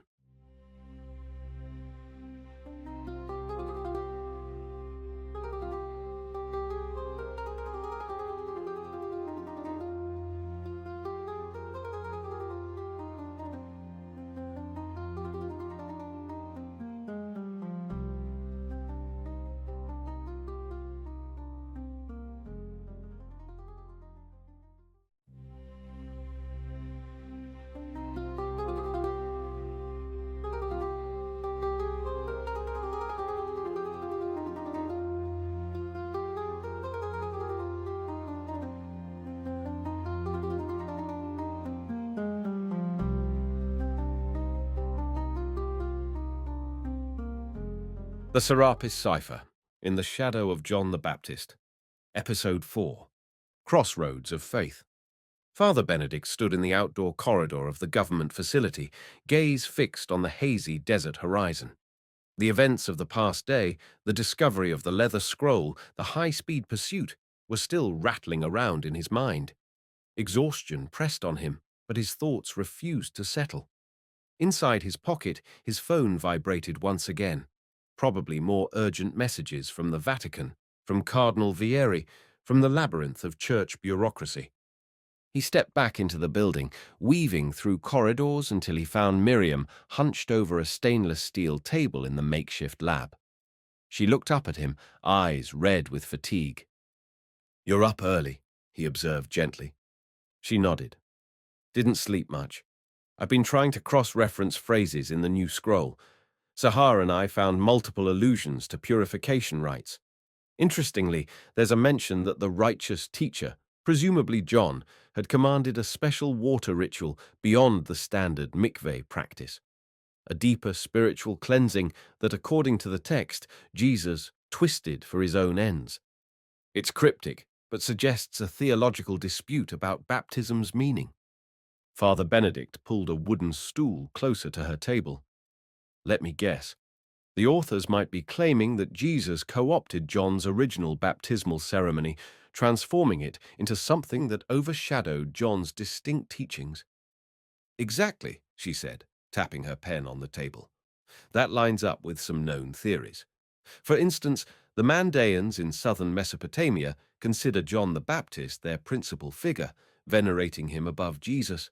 Scholars have found faint echoes of a Baptist sect in early Christian centuries, but never something quite this pointed, this explicit about a betrayal." He pinched the bridge of his nose. All these puzzle pieces are forming a coherent narrative. A faction loyal to John, outraged that Jesus stepped into the spotlight, feeling robbed of what they believed was John's rightful role. But the question remains, is this text from that time? Or is it another cunning forgery meant to confirm the sensational lines in the Greek parchment? Miriam held up a small plastic vial containing minute leather fibers. "We're running preliminary carbon dating on these samples. The Israeli Antiquities Authority has kindly fast-tracked the process, but it'll still take at least a few days for conclusive results, and we don't have that much time before Vieri tries to cart everything off to Rome." Father Benedict sighed. "He arrives tomorrow morning if he stays on schedule. We're about to enter a diplomatic tug-of-war." Dr. Abud ambled in, laptop tucked under his arm. He greeted them with a nod. "We've just gotten word that the press has caught wind of a second find. They don't know details, but rumor has it we discovered another scroll critical to early Christian history. In other words, more media frenzy is incoming." Miriam exhaled sharply. "Wonderful, as if we needed more chaos." "Which is why we need to finalize as many tests as possible now," Abud said. "The more we can share about potential partial forgery in the first parchment and the uncertain authenticity of this second one, the better we can shape the narrative before it explodes online." Benedict's phone buzzed. He glanced down, brows knitting as he read. "A message from the Vatican Secretariat. They want a conference call tonight. Cardinal Vieri will be on it, presumably to discuss the logistics of transporting the parchments." A tense silence followed. Finally, Miriam squared her shoulders. "Let's not get steamrolled. We have legitimate academic grounds to keep these artifacts here longer, especially with an ongoing Israeli investigation into the break-in and the new find. We just need the local authorities to stand firm." "I'll call them as well," Abud offered, "though there's no guarantee they won't bow to political pressure." They all exchanged knowing looks. This was the crossroads they'd been expecting. Their next actions would shape whether the texts remained in Israel for further scientific scrutiny or were whisked away to the Vatican, possibly vanishing into hidden archives. That evening, Miriam joined Father Benedict in a cramped conference room where they'd set up a secure video link. The overhead fluorescent lights buzzed softly, and the air conditioning rattled in the dusty vent. Dr. Abud was at the far end of the table, arms crossed. On the laptop screen appeared the solemn face of Cardinal Lorenzo Vieri, seated in a stately Vatican office with high shelves of ancient tomes behind him. After curt formalities, Vieri spoke in a measured, resonant tone. The Holy See remains deeply concerned about the safety of these discoveries. The first parchment, the betrayal scroll, as the media calls it, is a matter of grave significance. Given the recent infiltration attempts, Rome stands ready to provide the utmost security. Miriam jumped in before anyone else could answer. We appreciate the concern, Your Eminence, but we're making real progress on verifying sections of the text. Preliminary evidence suggests partial forgery, meaning some lines were added after antiquity. We need more time to isolate which portions are genuine. Cardinal Vieri steepled his fingers. If forgery is suspected, then that's all the more reason to bring the parchment here. We have advanced techniques and leading experts. The Church will share all results with the academic community. Dr. Aboud cleared his throat. If the scroll travels to Rome before local authorities complete their analyses, it risks complicating legal oversight. Israeli law requires thorough investigation for artifacts discovered on Israeli soil, especially if there's suspicion of a criminal operation behind their alteration. Vieri's expression remained impassive. We can cooperate with any investigative bodies. However, these relics pertain not just to Israel's archaeological sphere, but to the global Christian heritage, and thus to the Vatican as well. In the background, Father Benedict shifted uncomfortably. He felt torn. For all his loyalty to the Church, he knew how vital independent analysis would be to quell the swirling controversies. Eminence, he ventured, voice calm but earnest. If we remove the scrolls now, the public will cry censorship. The Gnostic conspiracy groups might accuse the Church of hiding unwelcome truths. It could inflame the very unrest we're all trying to prevent. Vieri's eyes flicked toward Benedict, a hint of annoyance there. Father Franco, the Holy See is well aware of public perception. That is precisely why we wish to handle these documents properly, with the highest integrity. His gaze then shifted to Miriam. Dr. Levy, I respect your expertise, but time is of the essence. The impetus for bringing the parchments here is not to suppress them, it's to ensure they're preserved and examined by those who fully understand their theological resonance. Miriam met his stare. With respect, we also understand the theological resonance. That's why this must be a joint effort. How about a compromise? We keep the scrolls here another week for final local tests. After that, we arrange a short-term loan to Rome for further study, under strict protocols ensuring global scholarly access. Dr. Abbott nodded. That seems fair. On screen, the Cardinal's lips tightened. After a pause, he spoke. I shall relay your proposition to the Secretariat, but I cannot guarantee acceptance. The Holy Father himself has taken an interest in this matter. With a few more formalities, the call ended. As the screen went dark, a leaden feeling settled in the room. Dr. Aboud scratched his beard. Let's hope cooler heads prevail. Miriam shut her laptop. We'd better use whatever window we have. I'll keep working on the textual analysis with Sahar. Dr. Aboud, can you push the Antiquities Authority to expedite that carbon dating on the second scroll's leather? Of course. And you? He asked, looking at Father Benedict. I'll work on securing more evidence from the local labs and drafting an official statement that highlights the partial forgery theory, Benedict replied. If we can show tangible proof of tampering, the Church might be less eager to claim these scrolls as unassailable early Christian documents. Miriam sighed. Yes, especially if the Cardinal and others realize the inflammatory parts were artificially planted to undermine them. They might see the wisdom in letting the academic community help debunk it. They all knew it was a delicate dance. If the scrolls appeared entirely genuine, some at the Vatican might be tempted to hide or control them. If proven wholly fake, it would cause embarrassment. But partial authenticity, supporting an early Johnite tradition, then overshadowed by forgery, was the more complex and potentially more damaging scenario. It might highlight genuine theological rifts in earliest Christianity and reveal a modern conspiracy to exploit them. The next morning, the outpost stirred with renewed urgency.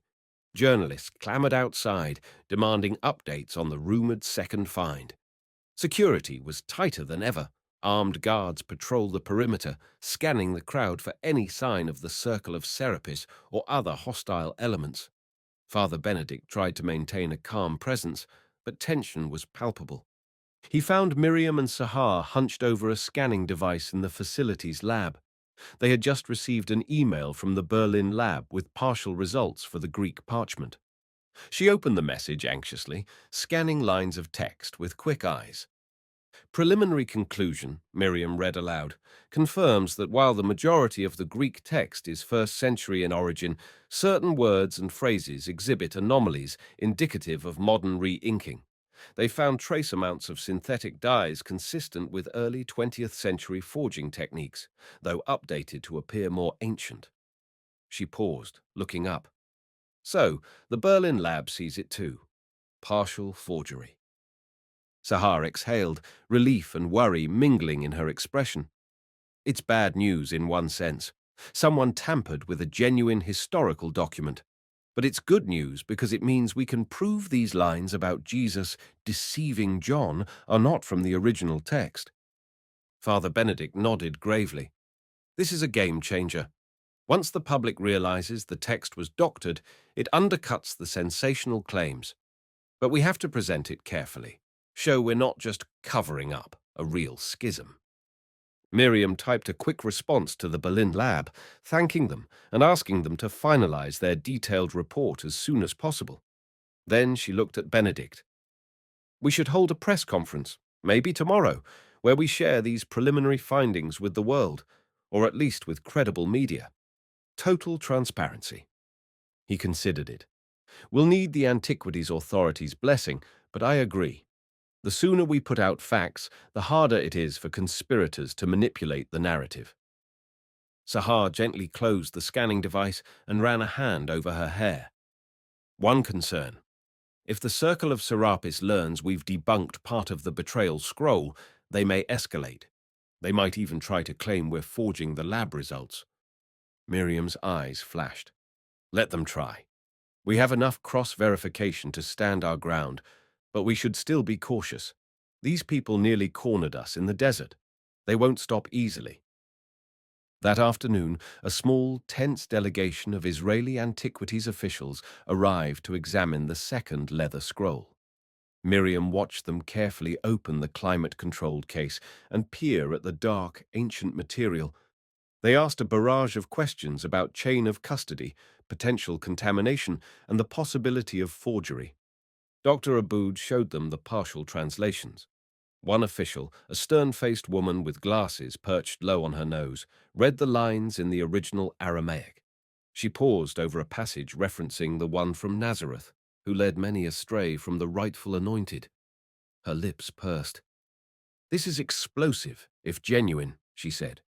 Though we have found references to a John-focused sect in some apocryphal writings, nothing this direct.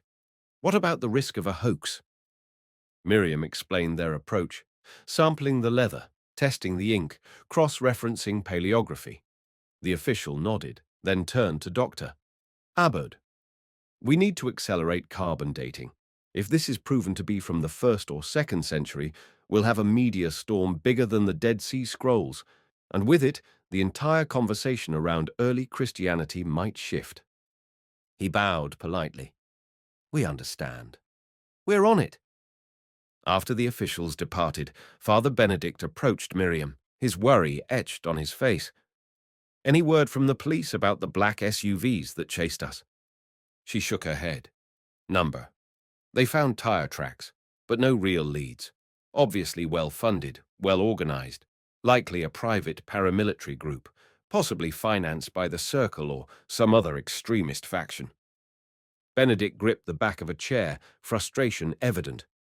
We're playing defense on all fronts, political, media, religious, and now paramilitary. She touched his arm gently. But we have the truth on our side, Benedict, once we nail down the forgery elements. And if the second scroll turns out to be genuinely ancient, but less sensational, it might quell some of the fire. He offered a wan smile. I pray you're right. As the sun dipped low, turning the desert sky amber and rose, Miriam and Father Benedict retreated to the outpost for a brief respite. They lingered near a sparse garden, just a few hardy plants that managed to survive in clay pots. The day's heat lingered, but a faint breeze promised cooler evening air. I keep wondering, Miriam mused, how John the Baptist would feel about all this. If he truly was overshadowed, if there really was tension, would he want this entire fiasco, centuries later, where people are forging texts to push an agenda in his name? Benedict gave a sad smile. My sense of John is that he was fierce about righteousness, but humble in his role. Scripture portrays him as recognizing Jesus as greater. But who's to say there weren't doubts or conflicts in private? We'll probably never know fully. She nodded thoughtfully. History's messy. Early Christianity wasn't monolithic. We had Ebionites, Gnostics, Marcionites, so many factions. One more group venerating John above Jesus isn't so far-fetched. True, Benedict said softly. And perhaps that partial truth is exactly what these modern conspirators are exploiting. They latch onto the real possibility of a splinter sect, then twist the evidence to undermine the entire Christian tradition. Miriam gazed into the distance where the desert sands glowed with dying light. They're playing with fire. If people lose trust in scholarship, in historical evidence, in institutions, everything fractures. He nodded gravely. That's why we must be meticulous and transparent, even if the truth is complicated. They heard the distant rumble of an approaching vehicle. Tension spiked. Had the circle returned? But then the driver's window rolled down, revealing a familiar face. It was Inspector Hazan, a local police liaison. I come with news, Hazan called out, parking near the outpost. He stepped out, adjusting his jacket. We've managed to track the tip that led you to the second Scrolls cave. It originated from a burner phone purchased in Jericho. The buyer used a fake ID, so no name. However, a few eyewitnesses at the shop described him as a foreigner, tall, possibly European. Dark hair, formal manner. Miriam's mind flashed to Cardinal Vieri, though that was purely speculation. There could be a dozen tall Europeans in the region. Any chance it's someone connected to the church or an academic group? She asked. Hazan shrugged. We're not sure, but it's odd. This tip led you to a real find, not a trap. Usually, such groups want to steal or destroy the scroll, not help you discover it. Perhaps they're playing a deeper game. Benedict exchanged a look with Miriam, the same suspicion gnawing at both of them. Perhaps a rogue element within the church or another academic faction wanted the second scroll found, maybe to highlight the conflict or to further an internal power play. The possibilities were dizzying. What about the black SUVs? Benedict pressed. Any leads on those men? Still no ID, Hazan replied. Local contacts say they might have crossed into Jordan. We'll keep looking. He offered them a curt nod, turned, and climbed back into his vehicle. The engine roared into the twilight, leaving the two of them standing amid swirling dust. Miriam closed her eyes. Each clue felt like it unraveled another thread of a vast tapestry, impossible to see in full. Night fell heavily, a bruised purple sky littered with stars. Father Benedict found Miriam in the facility's small chapel, a simple room with a plain cross on the wall, a single pew, and flickering candles. Despite her Jewish heritage, she often found solace in quiet spaces of reflection. He slipped into the pew beside her. She was hunched forward, elbows on her knees, eyes distant. Thinking, he asked gently. She nodded. About all of it. How easily facts can be distorted. How fragile truth can be in the wrong hands, and how I've dedicated my life to uncovering real history, yet I'm now battling forces that want to fabricate or weaponize it. Benedict rested a comforting hand on her shoulder. You're not alone. We're all in this together. Abood, Sahar, the honest scholars, even many in the church who just want clarity. She inhaled shakily. I know. It's just, part of me wonders if we'll ever really settle it. Even if we prove partial forgery, cynics will say we faked the lab results. Conspiracy theorists will always claim we're covering up the real truth. It's a never-ending loop. His gaze dropped to the candle's flame. The pursuit of truth is never easy. Faith, history, scholarship, they all require a leap at some point. We do our best to align the evidence, but ultimately, people choose what to believe. She was silent, letting the candlelight dance in her eyes. Finally, she gave a small nod. We keep going. Dawn broke with fiery colors, and the outpost bustled again.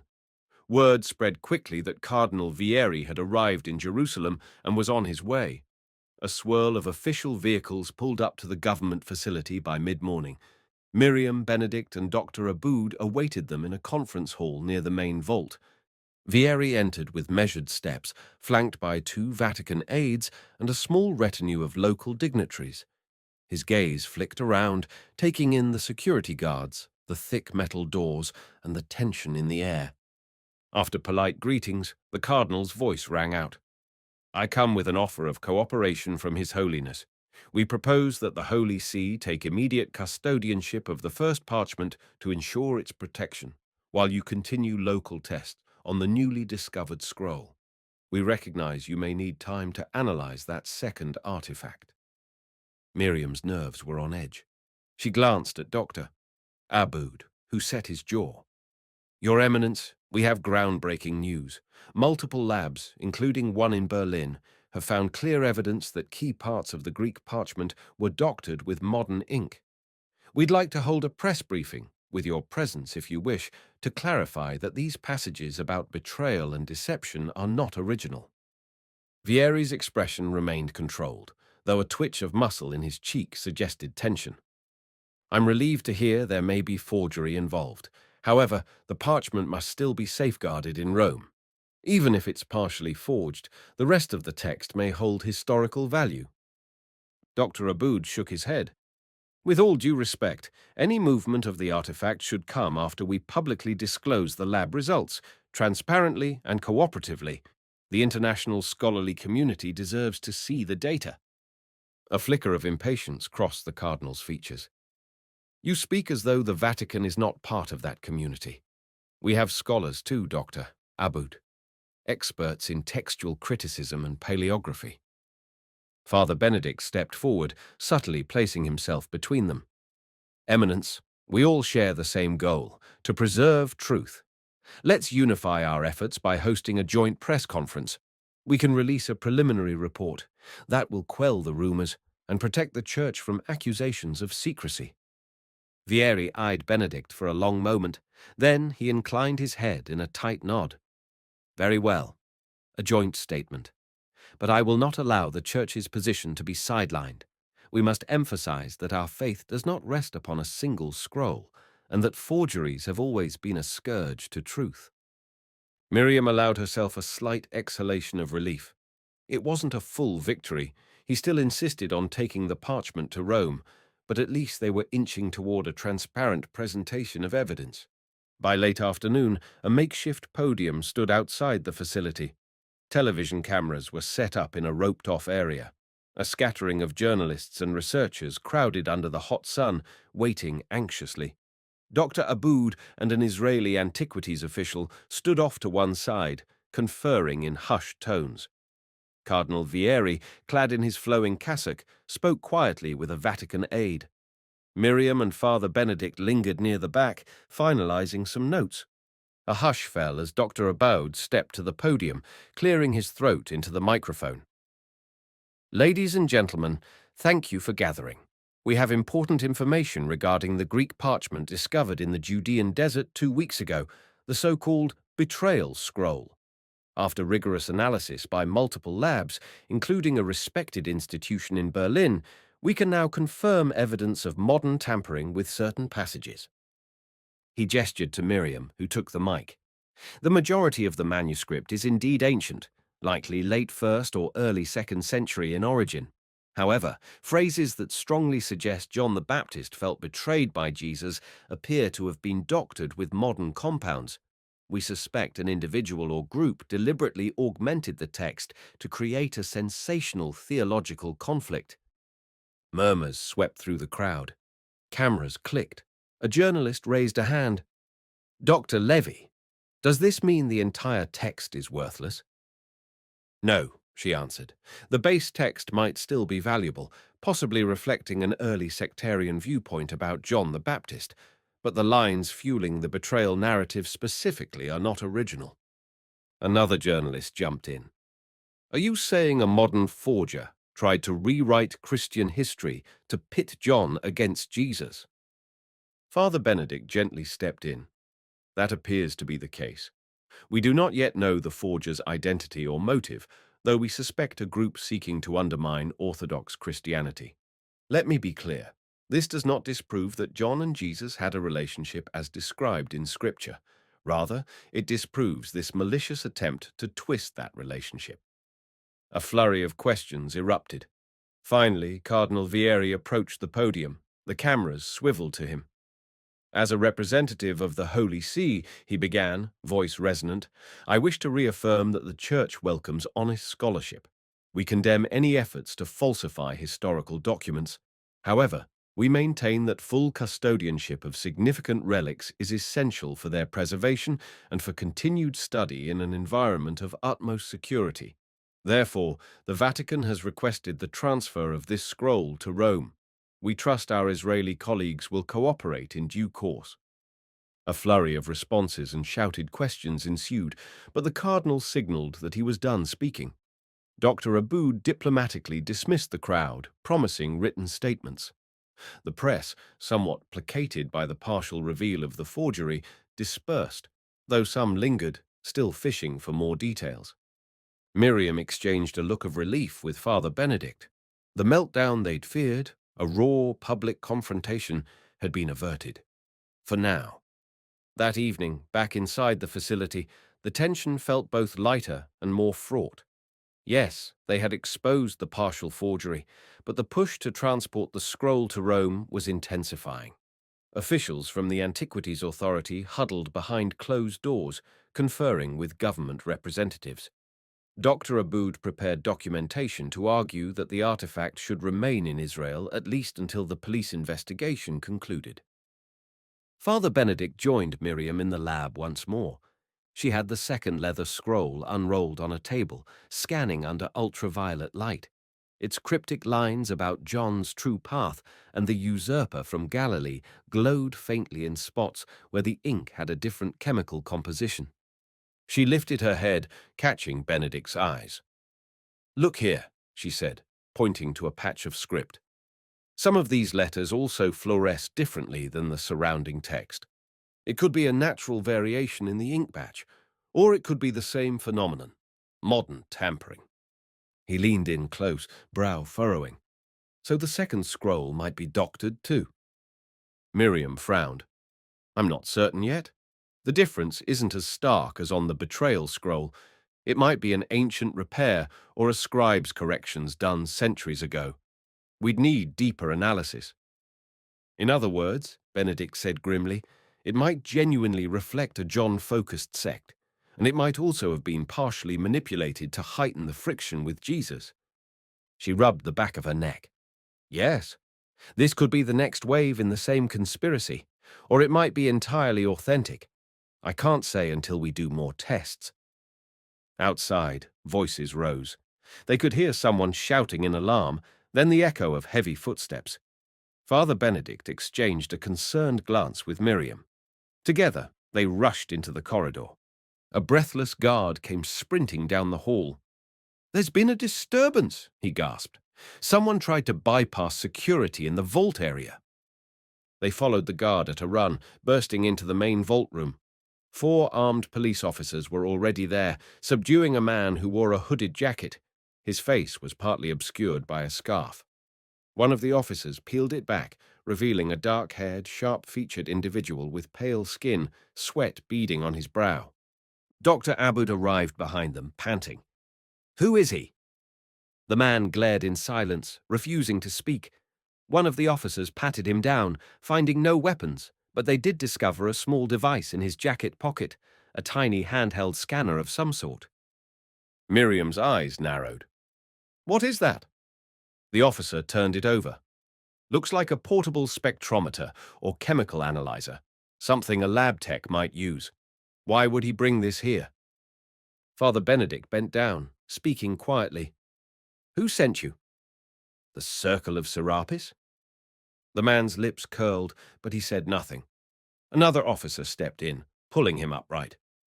"We'll interrogate him." Miriam scrutinized the device.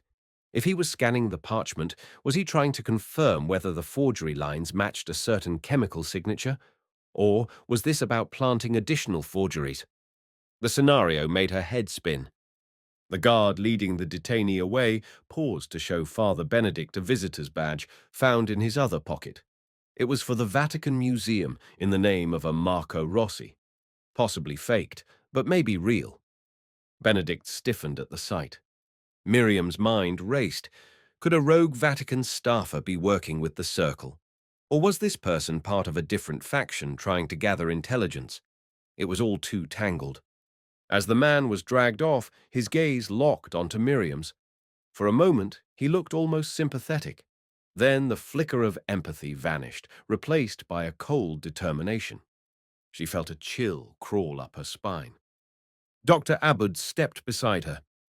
"Another infiltration. This is getting serious. We've got to lock down the scrolls further." She nodded, her heart pounding. "Yes, and we need to find out exactly what he was doing, what he hoped to find." Father Benedict inhaled slowly. "This changes things again. Someone inside the church might be working at cross purposes with Cardinal Vieri, or maybe it's a radical faction within the Vatican. Either way, we can't trust that the official channels are safe." They all stood there, the hum of the vault's fluorescent lights buzzing overhead, the weight of the day's events pressing down. Each new incident seemed to confirm one terrifying reality.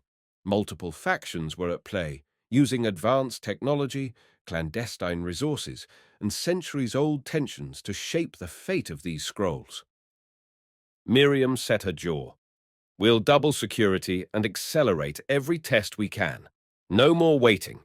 If the second scroll is tampered with, we'll prove it. If it's genuine, we'll show that too." Father Benedict placed a hand over his clerical collar. "Yes, because time's running out. And this infiltration confirms what we suspected. Someone's orchestrating a master plan that goes far beyond a single parchment." Silently, they acknowledged the gravity of the moment. The dusty corridors, the flickering lights, the hush of centuries-old secrets lurking in the vault, everything converged into a single truth. The lines between faith and forgery, between authenticity and artifice, had never been so perilously thin. And if they failed to expose the web of deceit, the foundations of Christian history might be shaken for generations to come. Yet neither Miriam nor Father Benedict realized just how deep this conspiracy ran, or how devastating the final revelations would prove to be.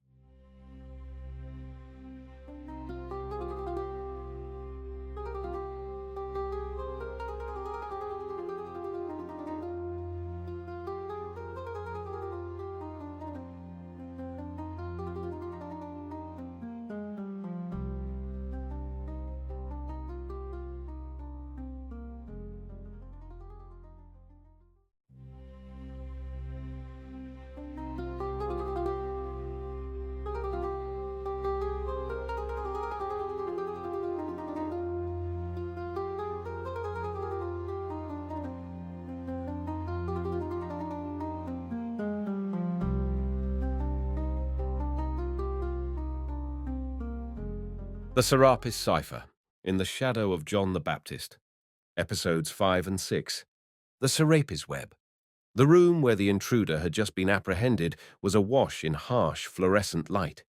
Miriam and Father Benedict lingered near a side wall, watching as two Israeli officers carefully catalogued every item taken from the dark-haired man's pockets. His small handheld spectrometer, now tagged as evidence, lay on a nearby table. The detainee refused to speak, even as the officers attempted to question him. One of them finally ushered him away for further interrogation, leaving Miriam, Benedict, and Dr. Aboud staring at the cryptic device he had carried. Dr. Aboud folded his arms. A Vatican museum pass, that scanning tool, and no identification beyond the name Marco Rossi. It could be a pseudonym, or maybe he's exactly who he claims. The question is, why infiltrate now? Miriam approached the table, leaning in to examine the device's screen. It looks like a portable analyzer for inks or organic compounds, my guess. He was checking whether we'd discovered evidence of additional tampering on the scrolls. Father Benedict nodded, tension evident in the tight lines of his face.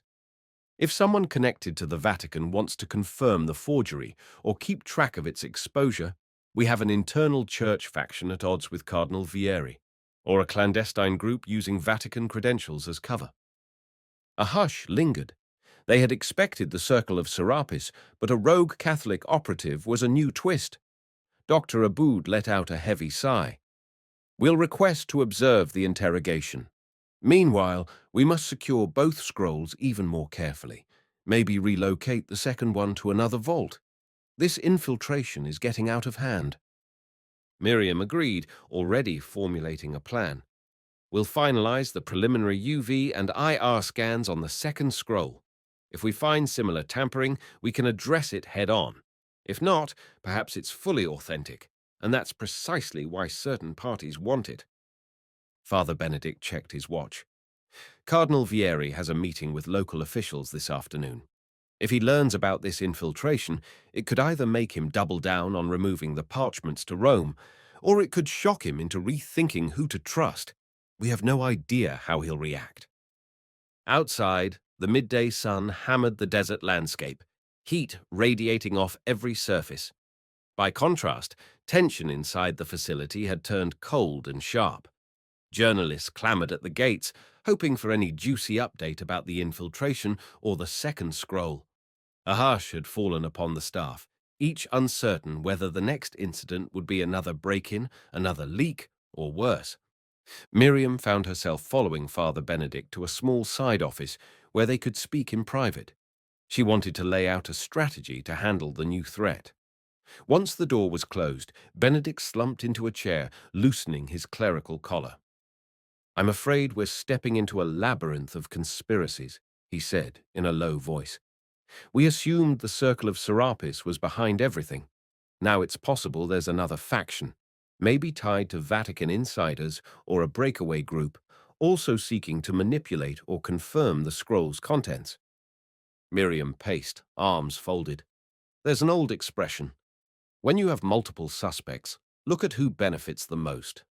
The Circle aims to undermine Christianity with sensational claims about John's betrayal.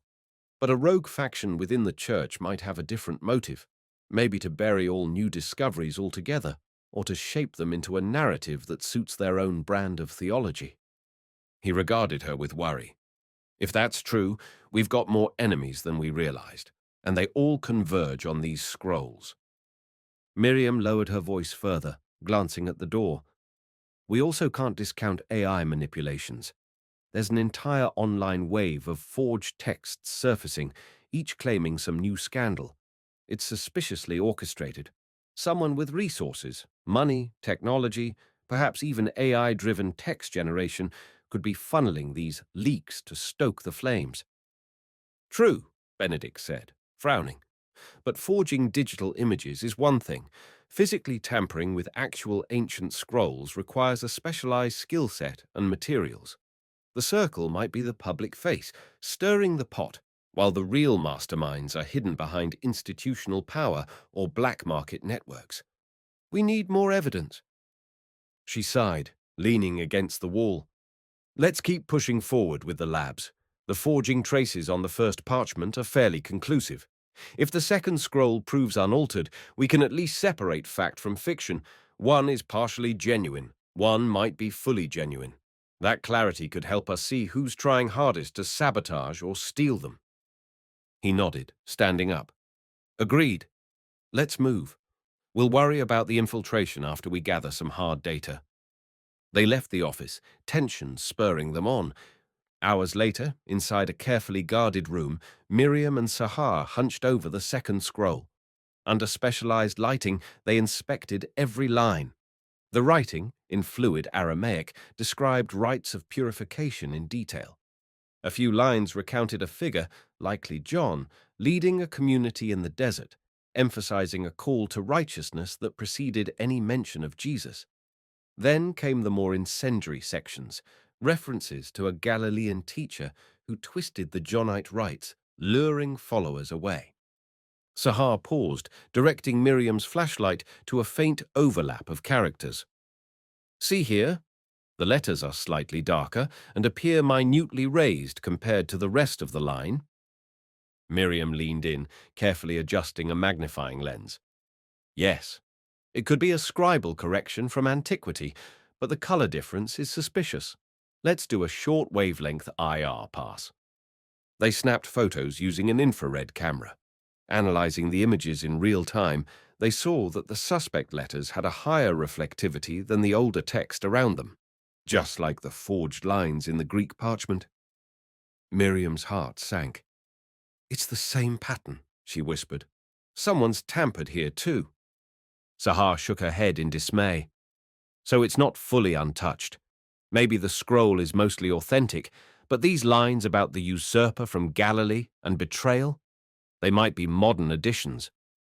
Miriam carefully captured the data, her jaw set. This cements the conclusion that a well-orchestrated group is forging sensational lines in multiple ancient texts. They've probably used genuine documents from the same era, like empty or partially damaged scrolls, to embed new text, all to create the impression of a deep John versus Jesus schism. They stored the photographic evidence, feeling both vindicated and disturbed. If both scrolls were tampered with, it meant the conspiracy ran deeper than a single instance of forgery. It also meant the real historical content, what little remained from the original scribes, was overshadowed by cunning fabrications. Father Benedict, alerted to their findings, came rushing in. So it's confirmed? Miriam nodded grimly. Same forging technique. The content about John condemning Jesus is definitely suspect. The rest might still be legitimate commentary about early baptism rites, but the inflammatory parts are doctored. Benedict closed his eyes briefly, saying a quick prayer under his breath.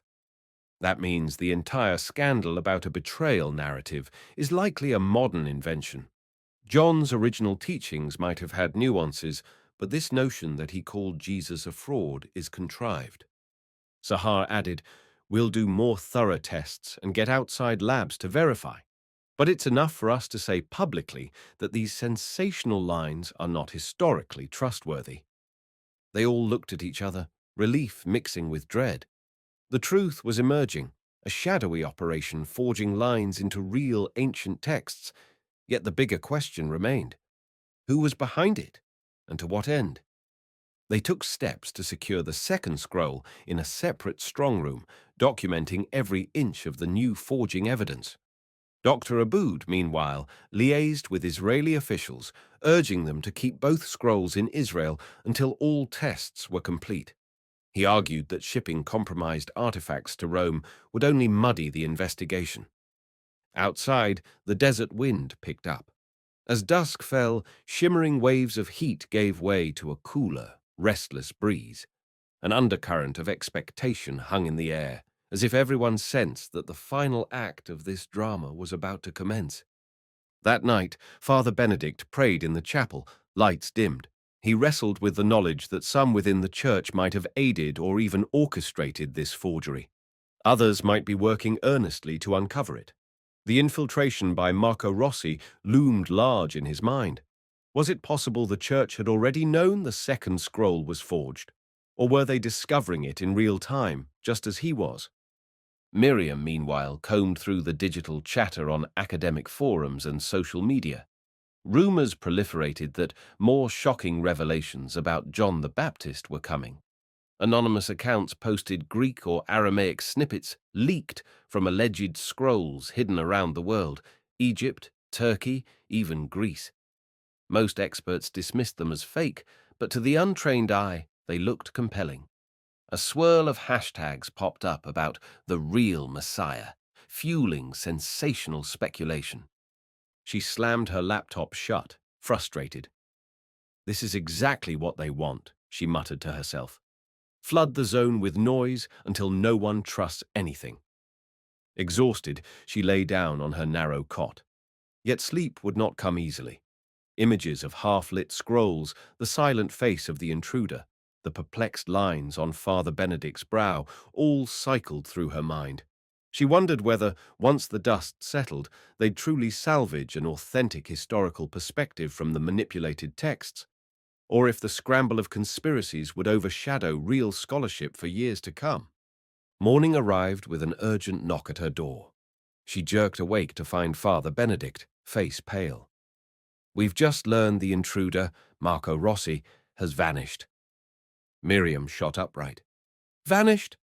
How? He relayed what the police had told him. While being held in a local detention center, awaiting formal charges, the man feigned illness and was taken to a small clinic. Within an hour, he slipped out a back entrance. Security cameras were conveniently malfunctioning. She leaped to her feet, heart pounding. A professional extraction. That's what it looks like, Benedict said grimly. He's gone. They rushed to meet Dr. Aboud in a corner office where he was on the phone with a local inspector. After a tense exchange, Aboud hung up, exasperated. They've put out an APB, but it's likely he crossed a border last night. No leads. Father Benedict pressed a hand to his forehead. Whoever employed him didn't want him talking. Now we have no chance to learn what faction he represented. This is a full-scale covert operation, not just random sabotage. Miriam felt her pulse hammer. That means the forgery conspiracy remains hidden, unexposed at the top level. We might only be seeing the tip of the iceberg. They all looked at each other in grim silence. Yet the revelations about the second scroll's tampering lit a fire under their feet. Once again, the best weapon was transparency. They had to broadcast their findings and tear the veneer from these forged lines before the conspirators could unleash even more confusion. By midday, a flurry of official letters and phone calls ricocheted between Israeli officials, the Vatican delegation, and Dr. Aboud. Cardinal Vieri appeared outwardly shocked by news of the infiltration and the suspect's disappearance. He publicly condemned the act. In private, he continued pressing for the scroll's transfer to Rome, citing escalating threats around them. Despite the swirl, Miriam, Benedict, and Aboud moved swiftly. Within 24 hours of discovering the second scroll's tampering, they prepared a second round of press material, corroborated by lab data. This time they aimed to show the public exactly how both scrolls' inflammatory lines were modern. Late that afternoon, Miriam and Benedict found themselves in a small courtyard, away from prying eyes. Palm trees rustled in a hot breeze, offering scant shade. Benedict drank from a canteen and wiped sweat from his brow. We should present both sets of forgery evidence together, Miriam said.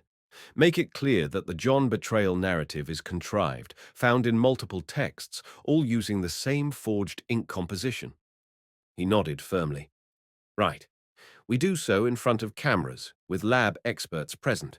That way, there's no room for conspiracists to claim we doctored the test results. She gazed at him, brow furrowed. But what if the conspirators release yet another scroll, or digitally manipulate a brand new "John was the real Messiah" text? The public is primed to devour sensational stories. Father Benedict's expression was resolute. We can't control the entire media landscape, but we can reveal the scheme, show people how to spot the same tampering patterns, teach them that the main lines about betrayal are all traceable to a single technique. If enough scholars speak with one voice, it could nip further forgeries in the bud, or at least weaken their impact. In the distance, they heard the hum of approaching vehicles. More security, more journalists. The entire region seemed on the verge of boiling over. Miriam felt the weight of history pressing against her. She closed her eyes, remembering the first day she discovered that Greek parchment. How full of wonder and possibility it had seemed. Now it was something else entirely, a staging ground for battles over faith, power, and truth. She caught Father Benedict studying her. "We'll get through this," he said softly, as if reading her thoughts. "The truth, complicated though it is, will be our shield." She nodded, letting his steady presence calm her nerves. "Let's finish this, once and for all." Episode 6. The Maze of the Mind. High noon scorched the courtyard as a small gathering of reporters, archaeology experts, and government representatives assembled around a podium. The heat was punishing, but the news overshadowed any physical discomfort. Dr. Aboud, flanked by Miriam, Sahar, and Father Benedict, stood at the microphone. Behind them, a digital screen showcased magnified images of the incriminating ink anomalies. Cameras clicked. A hush fell. "Thank you all for coming," Dr. Aboud began, his voice echoing slightly off the courtyard walls. "We have completed new analyses on the second scroll discovered last week, in addition to further testing of the so-called betrayal scroll. We can now confirm both artifacts contain passages added by modern forgers, weaving a sensational story about John the Baptist's alleged betrayal by Jesus." He clicked a remote, and an image appeared on the screen. A microscopic view of Greek letters from the betrayal scroll, sections glowing under UV light. "Here," Aboud said, "you see the faint outlines of a synthetic resin used to bind modern pigments. This same resin does not appear in the older sections of the parchment." A second image replaced the first, this one focusing on Aramaic script from the newly found leather scroll. The magnified text showed similar fluorescence anomalies. "We see the exact same forging technique here," Aboud explained. "The references to Jesus being a false teacher, or usurper, are almost certainly not ancient." Murmurs rippled through the crowd. One journalist asked pointedly, "So you're saying there might have been an authentic text about John's community, but these dramatic lines were inserted for shock value?" Dr. Aboud nodded. "Precisely. The base manuscripts, the Greek parchment and the leather scroll, likely come from the 1st or 2nd century. But the lines about a major rift with Jesus, the so-called betrayal, are modern. Someone is exploiting these real artifacts to propagate a false narrative." Another reporter thrust a microphone forward. "Do you suspect the Vatican is behind this to undermine the documents, or is it an anti-church group trying to smear Christian history?" Father Benedict, stepping to the mic, cleared his throat.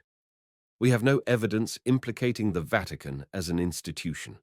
On the contrary, the Church is also a victim of these forgeries, as the hoax seems designed to erode trust in Orthodox tradition. We suspect a shadowy group, possibly the Circle of Serapis, as indicated by certain clues, though we cannot rule out internal rogue elements from various religious or academic circles." Miriam stepped in. "We believe the best way to counter further exploitation of these artifacts is transparency. We're making our lab data public. We urge other experts to replicate our methods, confirm the anomalies, and help prevent future forgeries of this nature." A wave of questions crashed upon them, the press eager to glean every detail about the forging methods, the timeline, the possibility of more contrived scrolls lurking out there. Despite the barrage, Miriam and Aboud answered systematically, determined to present a unified, coherent message. They told the world, yes, the scrolls are partially ancient, but the betrayal storyline is an artificial graft. Near the end of the briefing, Cardinal Vieri stepped forward. He wore a measured expression. "The Holy See reaffirms its support for honest scholarship. We commend Dr. Aboud, Dr. Levy, and Father Benedict for their diligence. The revelation of forgery underscores how unscrupulous parties can prey on our longing for hidden truths."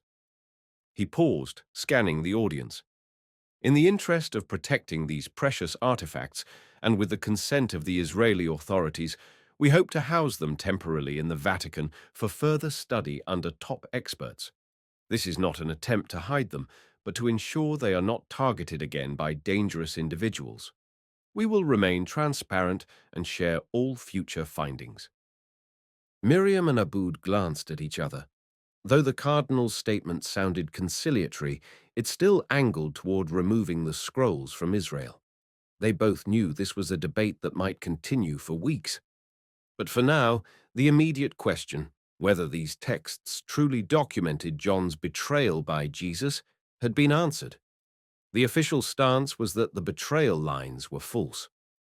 After the conference concluded, journalists dispersed. Miriam felt shaky with adrenaline, a strange mix of relief and apprehension swirling in her. She found Father Benedict in the shadow of a stone archway, sipping water. She offered him a tentative smile. "It went well," she said. "The crowd seemed convinced the betrayal lines are forged." He nodded. "For now. But those conspirators out there, they might spin this as a cover-up. Still, I'm glad we presented the evidence openly." They were about to head inside when a quiet voice called from behind. A middle-aged woman with graying hair and kind eyes approached hesitantly. She introduced herself as Sister Helena, a researcher from a small Catholic university in Italy. "Father Benedict, Doctor Levy," she said, voice trembling slightly. "I've been following your work. I must warn you, there are rumors in certain church circles about a Gnostic infiltration, not just in fringe groups, but among respected theologians, even a few cardinals.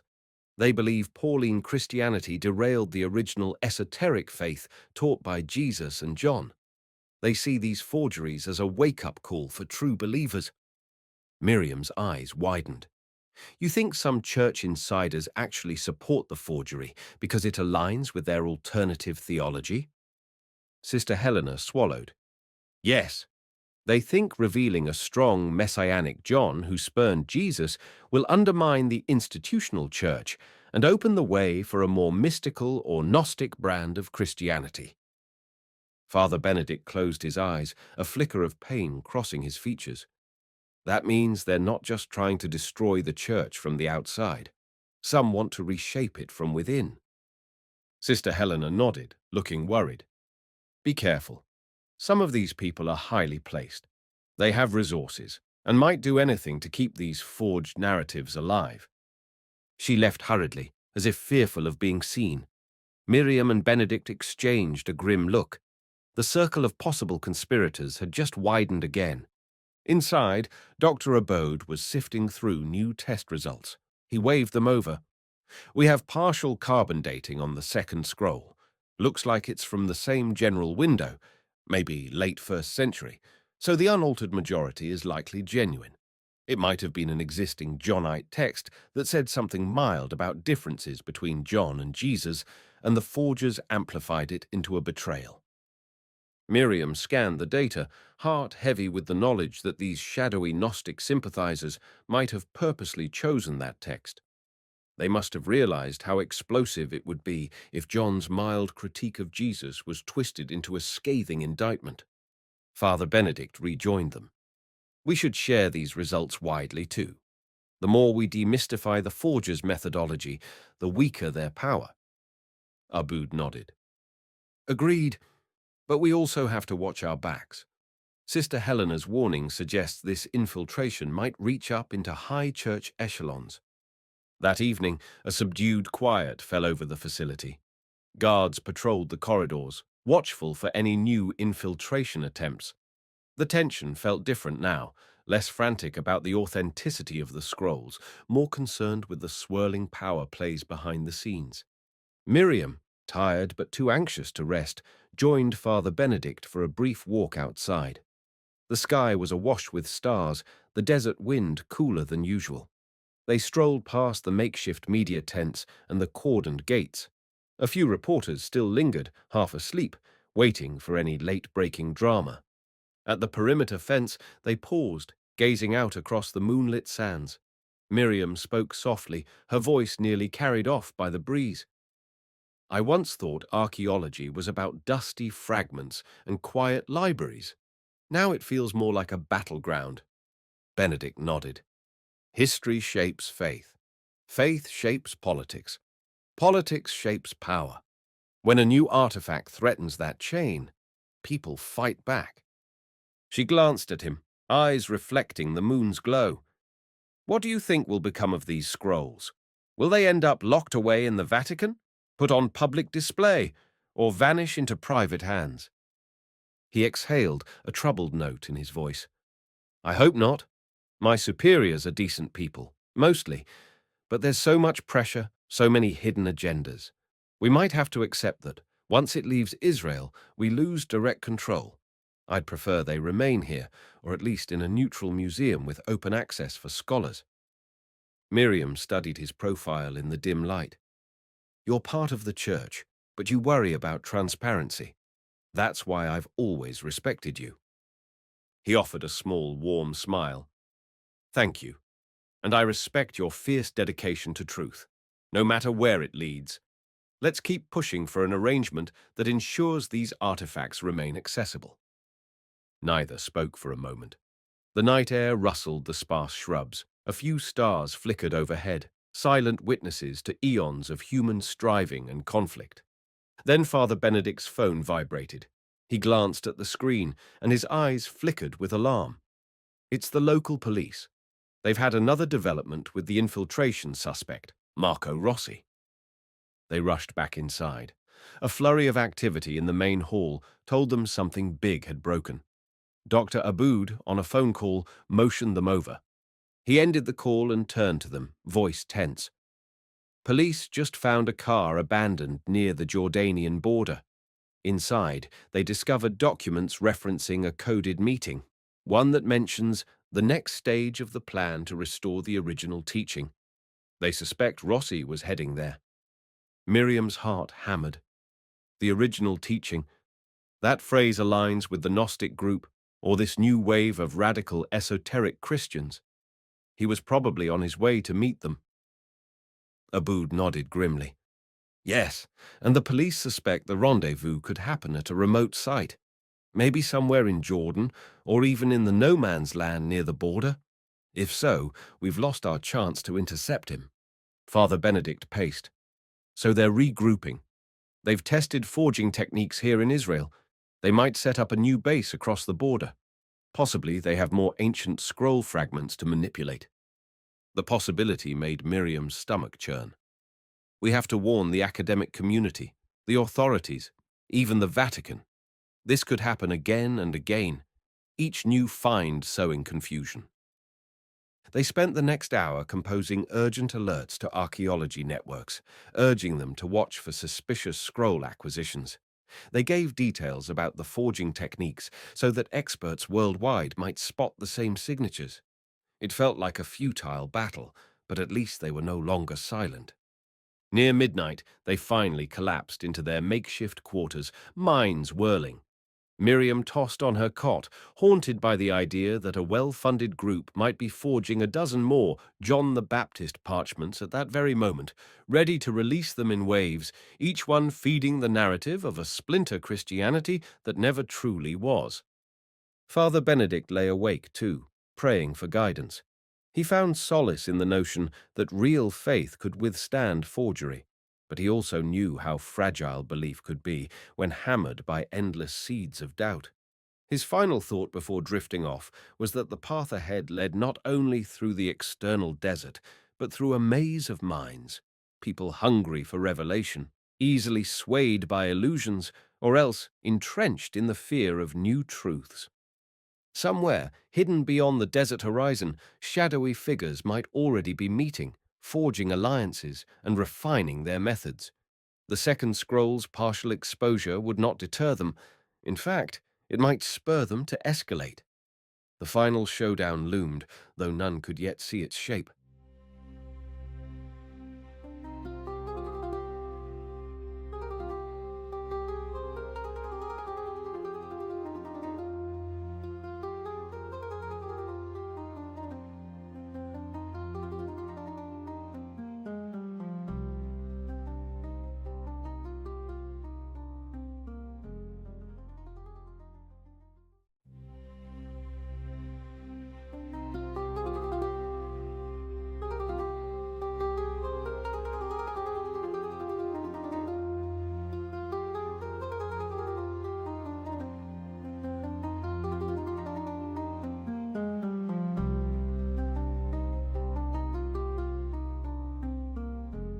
The SERAPIS CIPHER, In the Shadow of John the Baptist, Episodes 7, 8, and the Epilogue.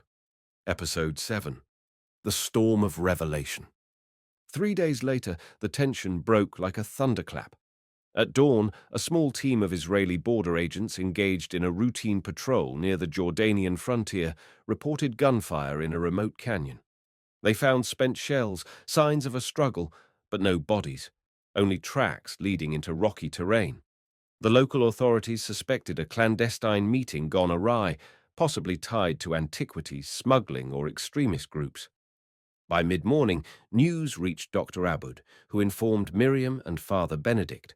They gathered in his office, the mood grim. All signs point to a confrontation among suspicious players, Dr. Abud said. Police intelligence suggests it might have been an internal dispute. Maybe the Circle of Serapis or some rogue faction from the Vatican side had disagreements. Father Benedict was pale. An internal power struggle. This is spiraling into violence. We're dealing with dangerous fanatics who are armed and willing to kill. Miriam raked a hand through her hair. We need a better handle on what's really at stake for them. Why risk lethal force now? They've already proven they can slip away, forge more documents. Why turn on each other? Dr. Abud shrugged helplessly. They could be fighting over resources, or the direction of the forgery operation. Or maybe one faction wants to come clean while another demands total secrecy. They spent the day coordinating with local and international authorities, sharing everything they knew about the infiltration.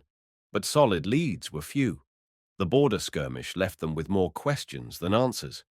Tensions only deepened when Cardinal Vieri announced he was pulling out of Israel within 48 hours and that he fully intended to bring at least the Greek parchment with him.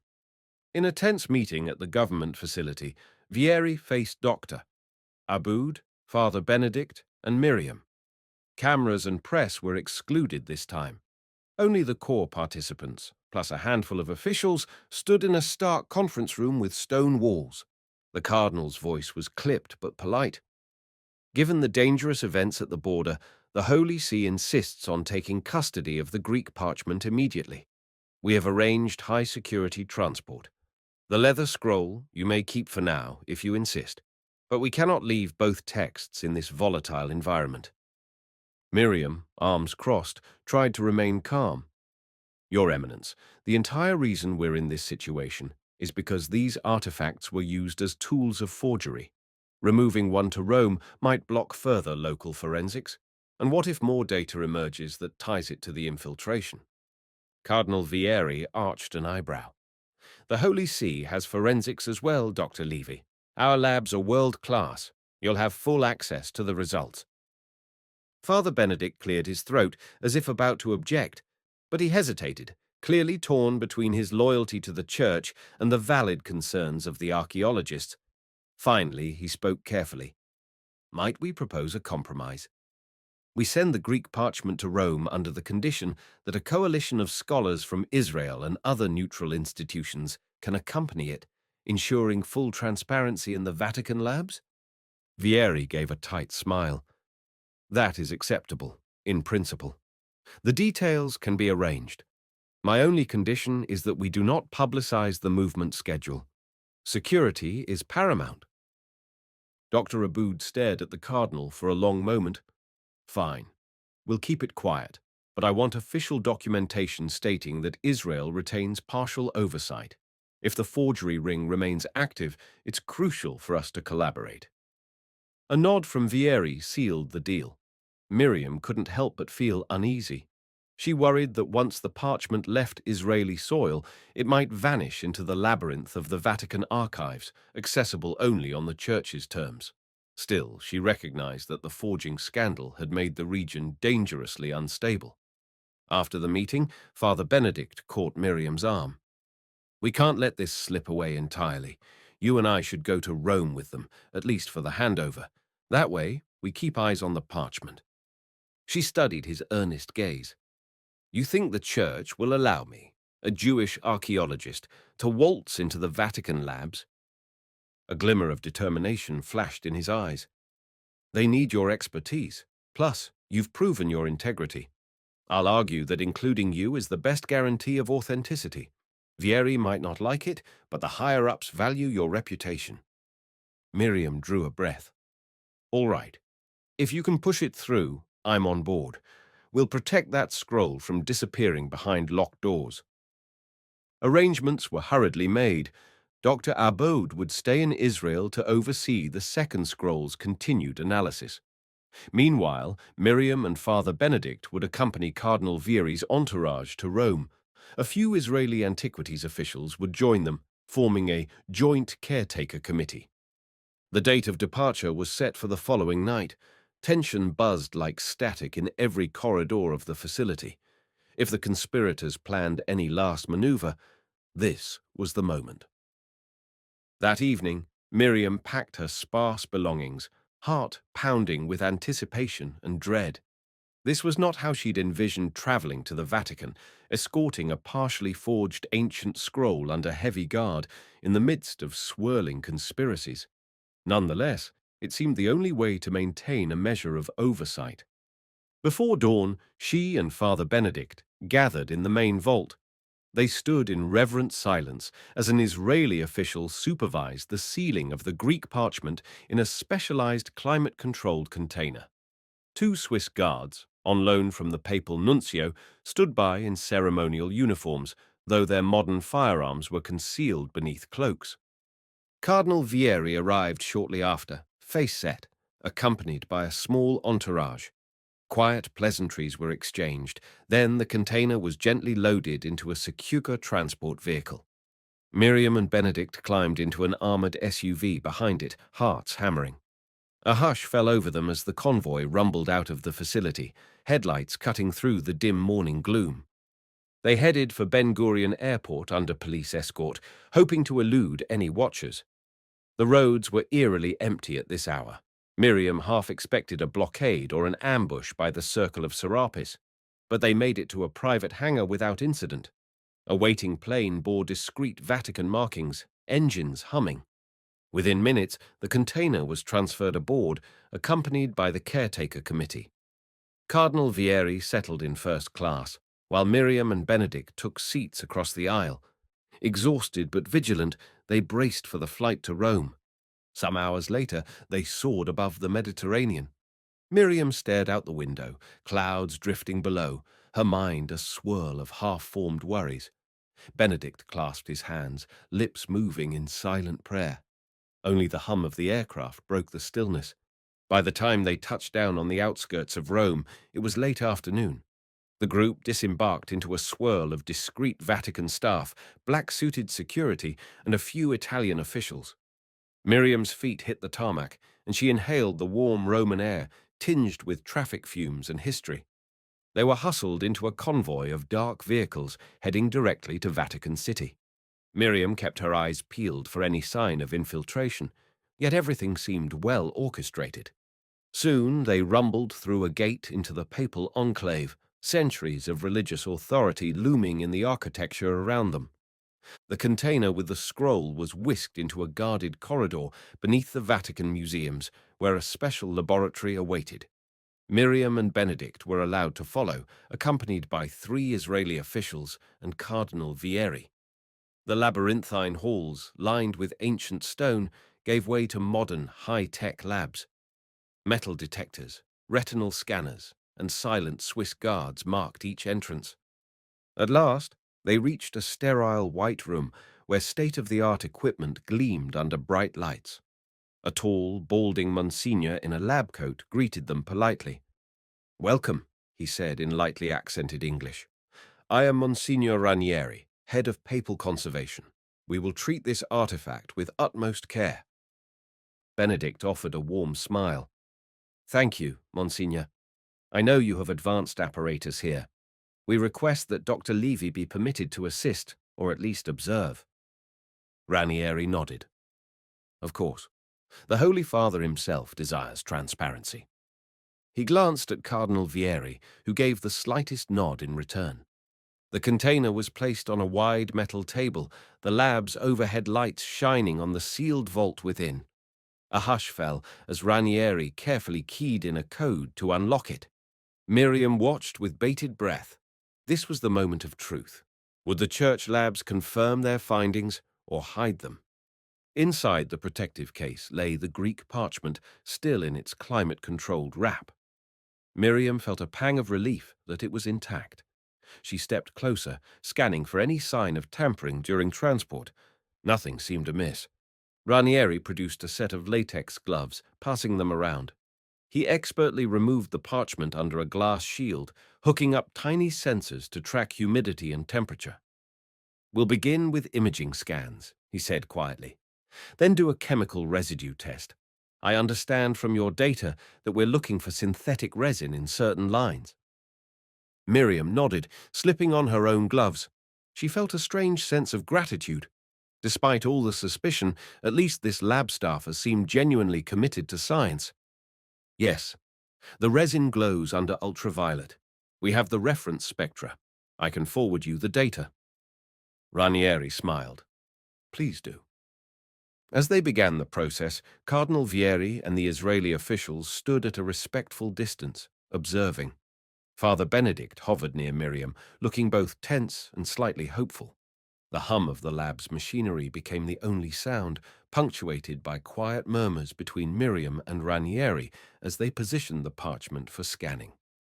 Time slipped by in a flurry of methodical tasks, adjusting the imaging equipment, noting references, toggling different wavelengths of light. Miriam felt that old scholarly thrill at seeing state-of-the-art technology applied to an ancient artifact. Despite the swirling conspiracies, at least in this space, reason and careful procedure reigned. Yet as they neared the end of the session, a strange flicker on the monitor caught Miriam's attention. She leaned in. The synthetic resin glowed exactly where expected, but there was an additional patch of faint luminescence near the parchment's lower edge that she hadn't noticed before. Ranieri frowned. "That's odd. Have you seen that glow in your prior scans?"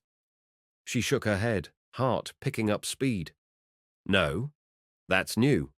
Or at least, it wasn't noted in our earlier results." He zoomed in the digital feed.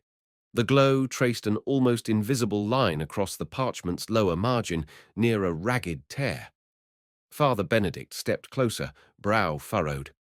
"What does that mean?" Miriam's gut twisted. It could be more forging material, or maybe a hidden code or text that was invisible under normal light. The staff in the room collectively held their breath. Ranieri switched to a higher resolution camera and adjusted the wavelength. As if conjured from the parchment fibers, faint letters began to emerge, a series of Greek characters, so tiny and faint they blended into the surface. "Can you enhance the contrast?" Miriam asked, voice trembling with excitement and dread. Ranieri tapped keys. The letters became more pronounced on the monitor. A hush fell, so profound that Miriam could hear her own heartbeat. She began to read. "He that would sow confusion has hidden the path. Seek the desert's mirror. Truth stands upon the threshold." A ripple of shock coursed through the lab. Father Benedict inhaled sharply. "That's not part of the original text. It reads like a cryptic message. Someone left a clue hidden in the parchment's margin, presumably with forging resin. But who?" Cardinal Vieri stepped forward, eyes riveted. "A hidden message? In the margin of the same scroll they forged? Why would they do that?" No one had an immediate answer. Miriam's mind spun. Was this a directive from the forgers themselves, or from someone trying to expose them? The phrase, "seek the desert's mirror," felt ominous and symbolic. Ranieri typed the Greek phrase into a translation tool, confirming it matched Miriam's read.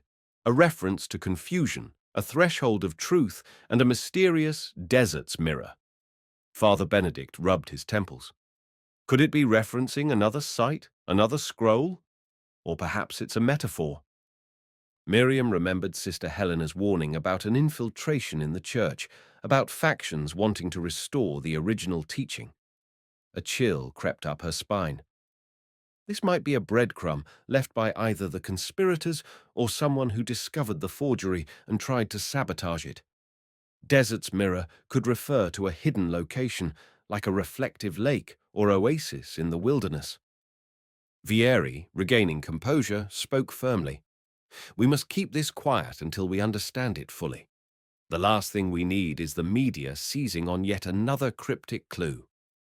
The Israeli officials exchanged uneasy glances.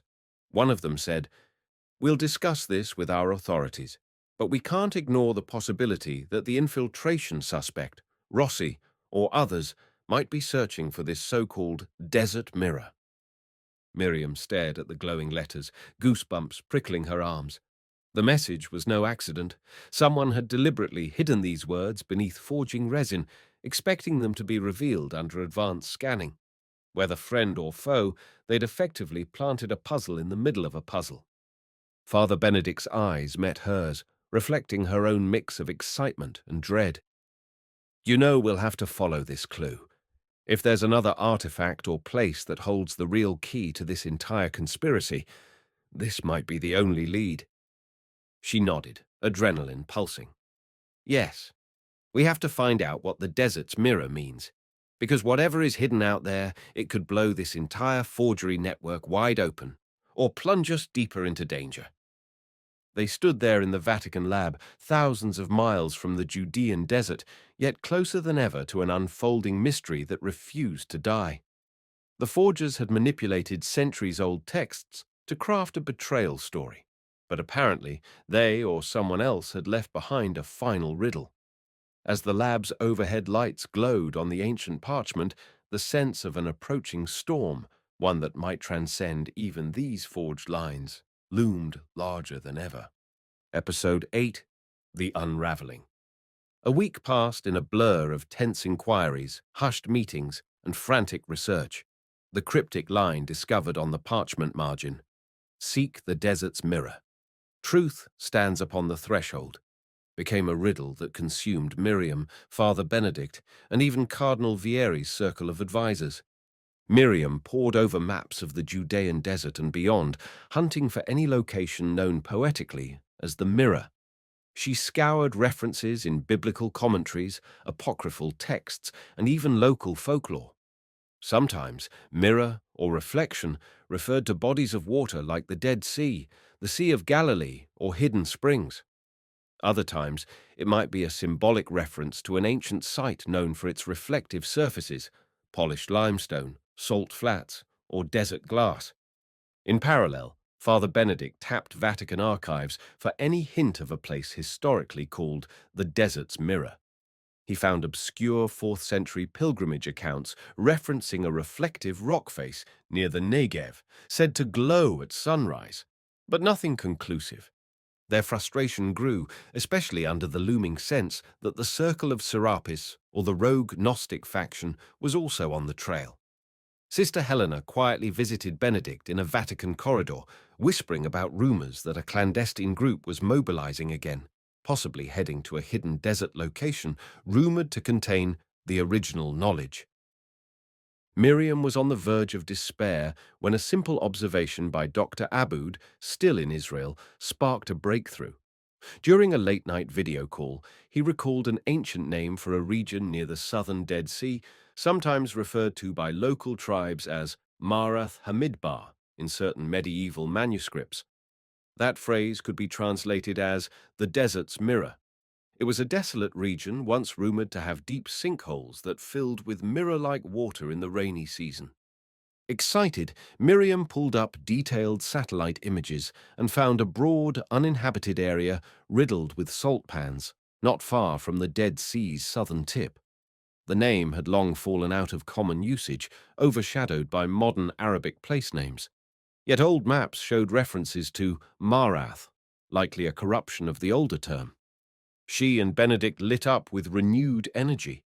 They requested urgent coordination with Israeli authorities to search this remote desert zone. Aboud, on the ground, promised to assemble a small team to investigate. The official in charge was skeptical, but eventually agreed, given the infiltration incidents and potential for illegal antiquities activity. Within 48 hours, Miriam and Father Benedict were back on a plane to Tel Aviv with special permission to join Aboud's expedition. Cardinal Vieri stayed behind, citing diplomatic obligations, though he gave Benedict a stern warning not to take unnecessary risks. The three Israeli officials who had accompanied them to Rome also returned, forming a protective detail. They arrived in Israel under the cloak of minimal publicity. Hiding from the media as best they could, they slipped into a pair of off-road vehicles at dawn, heading south along the Jordan Rift Valley. The air was scorching by mid-morning, and the dryness sucked every drop of moisture from their lips. Dr. Aboud greeted them on a dusty roadside, wearing a broad-brimmed hat. He introduced two local Bedouin guides who claimed knowledge of the region. They eyed the foreigners warily, but agreed to lead them to what they called the old sinkholes, south of the Dead Sea. By noon, the small caravan traversed a dirt track, each jolt sending clouds of white dust spiraling. The sun blazed overhead. Miriam squinted through the windshield, the reflection of bright salt flats ahead, making her eyes ache. Father Benedict prayed silently, bracing himself as the vehicle rocked over ruts. Finally, the guides signaled for them to stop. Stretching before them was a barren expanse of cracked earth, mottled with patches of salt. In the distance, a shimmering haze glinted like water. Beyond that, rose tan ridges of rock. The guides pointed to a cliffside that jutted from the ground like a half-buried monolith. "This is the area," said one guide. "Many centuries ago, they said water gathered here, shining like a mirror, but now it's mostly dry." The expedition split into two teams, scanning the region for any sign of caves or hidden structures. Miriam, Father Benedict, and Dr. Aboud tramped across the salt-crusted surface, sweating and shielding their eyes from the sun's glare. With each step, the brittle crust crunched, revealing dark, muddy sinkholes beneath. They had to tread carefully to avoid sinking. After an hour of fruitless searching, Father Benedict sat on a rock, panting. "I'm not seeing anything that suggests an ancient site, let alone more scrolls." Dr. Aboud gulped water. "Let's keep going. If forgers or some clandestine sect intended this place for a meeting or stash, they might have a hidden cave or recess in the rock formations." Miriam nodded, scanning the horizon. If the clue was correct, it might not be literal water. Maybe the phrase refers to a specific rock face that reflects light at a certain angle. "Let's check at sunrise or sunset, see if a reflection reveals an entry." They pitched a makeshift camp, enduring the relentless heat. The Bedouin guides, more accustomed to desert life, offered advice on preserving water and staying shaded. By evening, a dull orange sun slid behind the mountains, the air still sweltering but at least tolerable. Miriam and Father Benedict decided to circle the cliffs at twilight. In the waning light, the rock faces shifted from beige to golden to deep rust. They made their way over cracked earth, scanning for unusual formations. Eventually, Benedict paused, pointing to a section of stone that seemed oddly smooth, as if polished by centuries of wind. Miriam shone a flashlight. The surface had an unusual sheen in patches, reflecting their beam faintly. She drew closer. This might be it. The desert's mirror. Polished by salt-laden winds, maybe. They carefully searched the base of this polished section. At first, there was nothing, just crumbly rock. Then, near the edge, Miriam noticed a narrow cleft partially concealed by rubble. She crouched, shining her light inside. A short passage angled down into darkness. Heart pounding, she called Doctor. Aboud over, along with one of the guides and a pair of armed security officers. Together they cleared the rubble, revealing a cramped entrance. The guide tested the stability, then nodded that it was safe enough for a short exploration. They squeezed through, the rocky walls tight around them. The air was stale, tinged with the earthy smell of ancient dust. After a few meters, the passage opened into a small chamber, maybe 4 meters across, the ceiling just high enough to stand upright. Miriam's flashlight swept across the walls. Her pulse spiked as she saw faint markings. Father Benedict joined her, staring in awe. The outlines of symbols, half erased by time, spread across the stones. Stylized waves of water, a symbol resembling a cross, and shapes reminiscent of early Christian fish. Dr. Abud studied them carefully, muttering that some could be from the Byzantine period or even earlier. Then one of the officers shouted from a corner where a low stone bench jutted out. "Over here!" They rushed over. Resting on the bench was a shattered clay jar, fragments scattered on the stone. Inside the largest piece, something glimmered. Miriam reached in with gloved hands, carefully lifting out a small piece of parchment or leather. Hard to tell in the dim light. It was brittle, partially decayed. A hush fell as they realized it was covered in faint writing. Father Benedict's eyes widened. Another scroll fragment? Dr. Abud gently placed it on a cloth. The script was in Greek, but heavily faded. Miriam squinted at it, her heart pounding. She could make out only a few letters. She passed a flashlight to Abud, who read out tentative words. The one who purified in water. Overshadowed. Anointed. Watch for the sign. He trailed off, frowning. It seems to reference John, or baptism, but it's even more fragmented than the others. Miriam's mind raced. Could this be an original text that the forgers used as a source? Or a genuine ancient writing left here centuries ago, undiscovered? She examined the jar fragments. One piece showed a partially legible imprint, possibly a maker's mark or the remains of an old wax seal. It was too worn to read clearly. They continued searching the chamber, but found no more complete scrolls. Just a few shards of pottery, ancient lumps of wax or resin, and faint carvings on the walls. Still, this was a major find. A clue that centuries ago someone had stashed a John-themed text here in the so-called desert's mirror. Darkness had fully descended by the time they emerged, the desert sky above them glittering with stars. They gathered at camp, excitement crackling through the group. Dr. Abud arranged immediate plans to have the newly found fragment preserved and analyzed. The others talked in hushed tones about the significance. Could it link to the forged texts, or was it an entirely different tradition? After the initial flurry, they settled around a small camp lantern. Father Benedict stared at the glowing fragment in Abud's protective case. It references overshadowing and anointing, possibly a reference to the overshadowing of John by Jesus, or vice versa. Miriam was thoughtful. Yes, but it's cryptic. Could be a typical phrase about the Holy Spirit overshadowing Mary, or Jesus overshadowing John. We won't know until we decode more words. One of the security officers scouted the area, confirming no other parties were nearby. Miriam felt both relief and a curious emptiness. The riddle had led them here, to this tiny fragment, but they had no idea who left the hidden margin clue in the parchment or how it connected. They only knew they'd found another layer in the centuries-old puzzle. Late that night, she woke to a half-luminous moon overhead. She'd been dozing in a tent, but restless thoughts dragged her back into consciousness. Quietly, she slipped outside. The desert was eerily still, the temperature dropping sharply, an otherworldly hush enveloping the salt flats. She found Father Benedict also awake, sitting on a small folding stool, gazing at the star-filled sky. She joined him, pulling her jacket tighter. "I can't stop thinking about it," he said softly. "We came all this way, found a tiny fragment. But does it solve anything?" She pursed her lips, reflecting. It confirms that older John-related texts were hidden out here long before any modern forgery, so John's significance was recognized by certain sects throughout history. Maybe some left behind their teachings here in secret. He nodded. And modern conspirators are drawing on that tradition, twisting it. The question is, have we finally reached the end of their game, or is there more yet to be uncovered?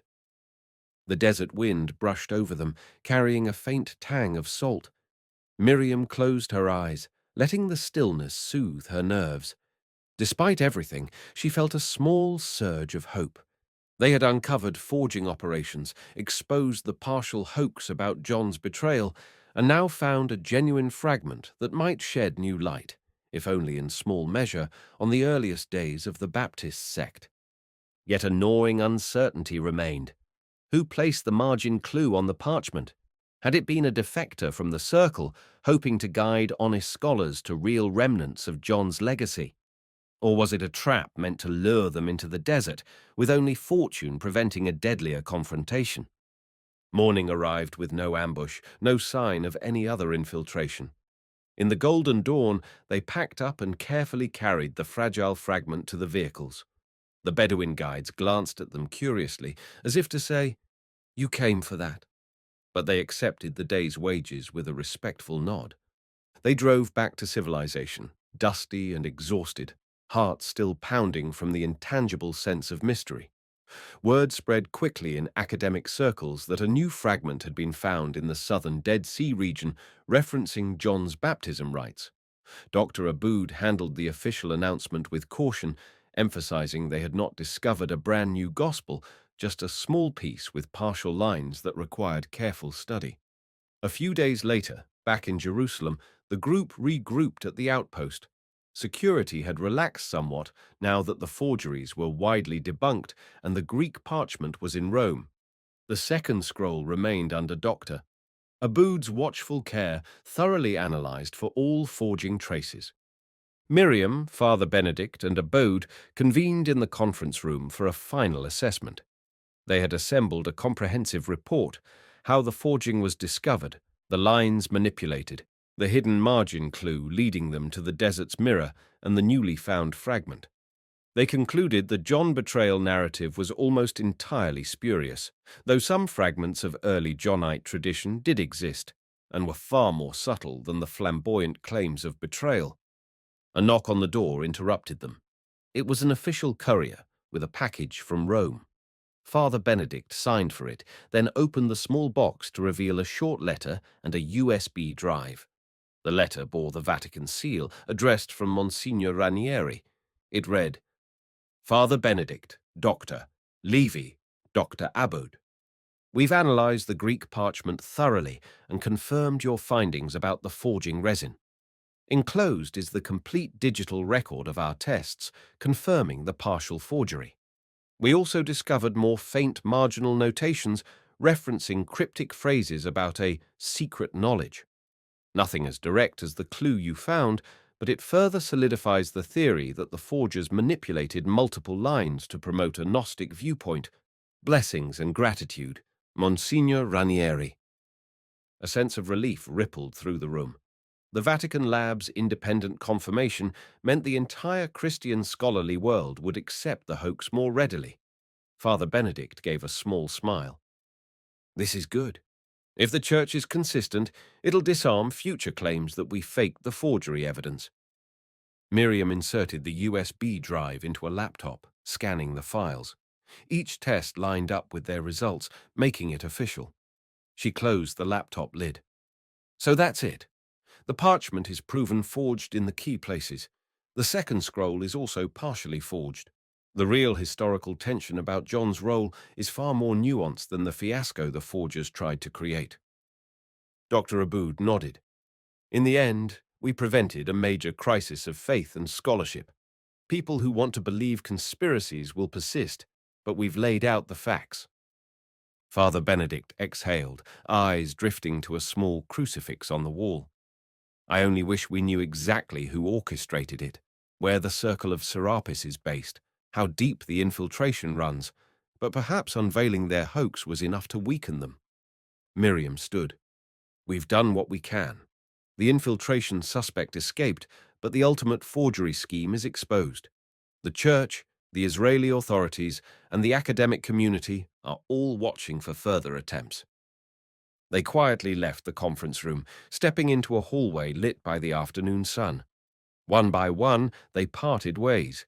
Dr. Aboud had more press matters to handle, Father Benedict had church duties, and Miriam had her own academic obligations. Each felt relief tinged with the knowledge that the full truth might forever remain elusive. But at least the immediate crisis had ended without too much bloodshed. Over the next few weeks, the sensational headlines about John betraying Jesus faded, replaced by stories of the confirmed forgery scandal. Scholars worldwide published articles dissecting the forging techniques, praising the collaboration between Israeli labs and the Vatican. Some devout Christians breathed a sigh of relief, while more conspiratorial circles raged that the truth had been suppressed once again. Such was the nature of unending controversy. Miriam prepared to return to her university post.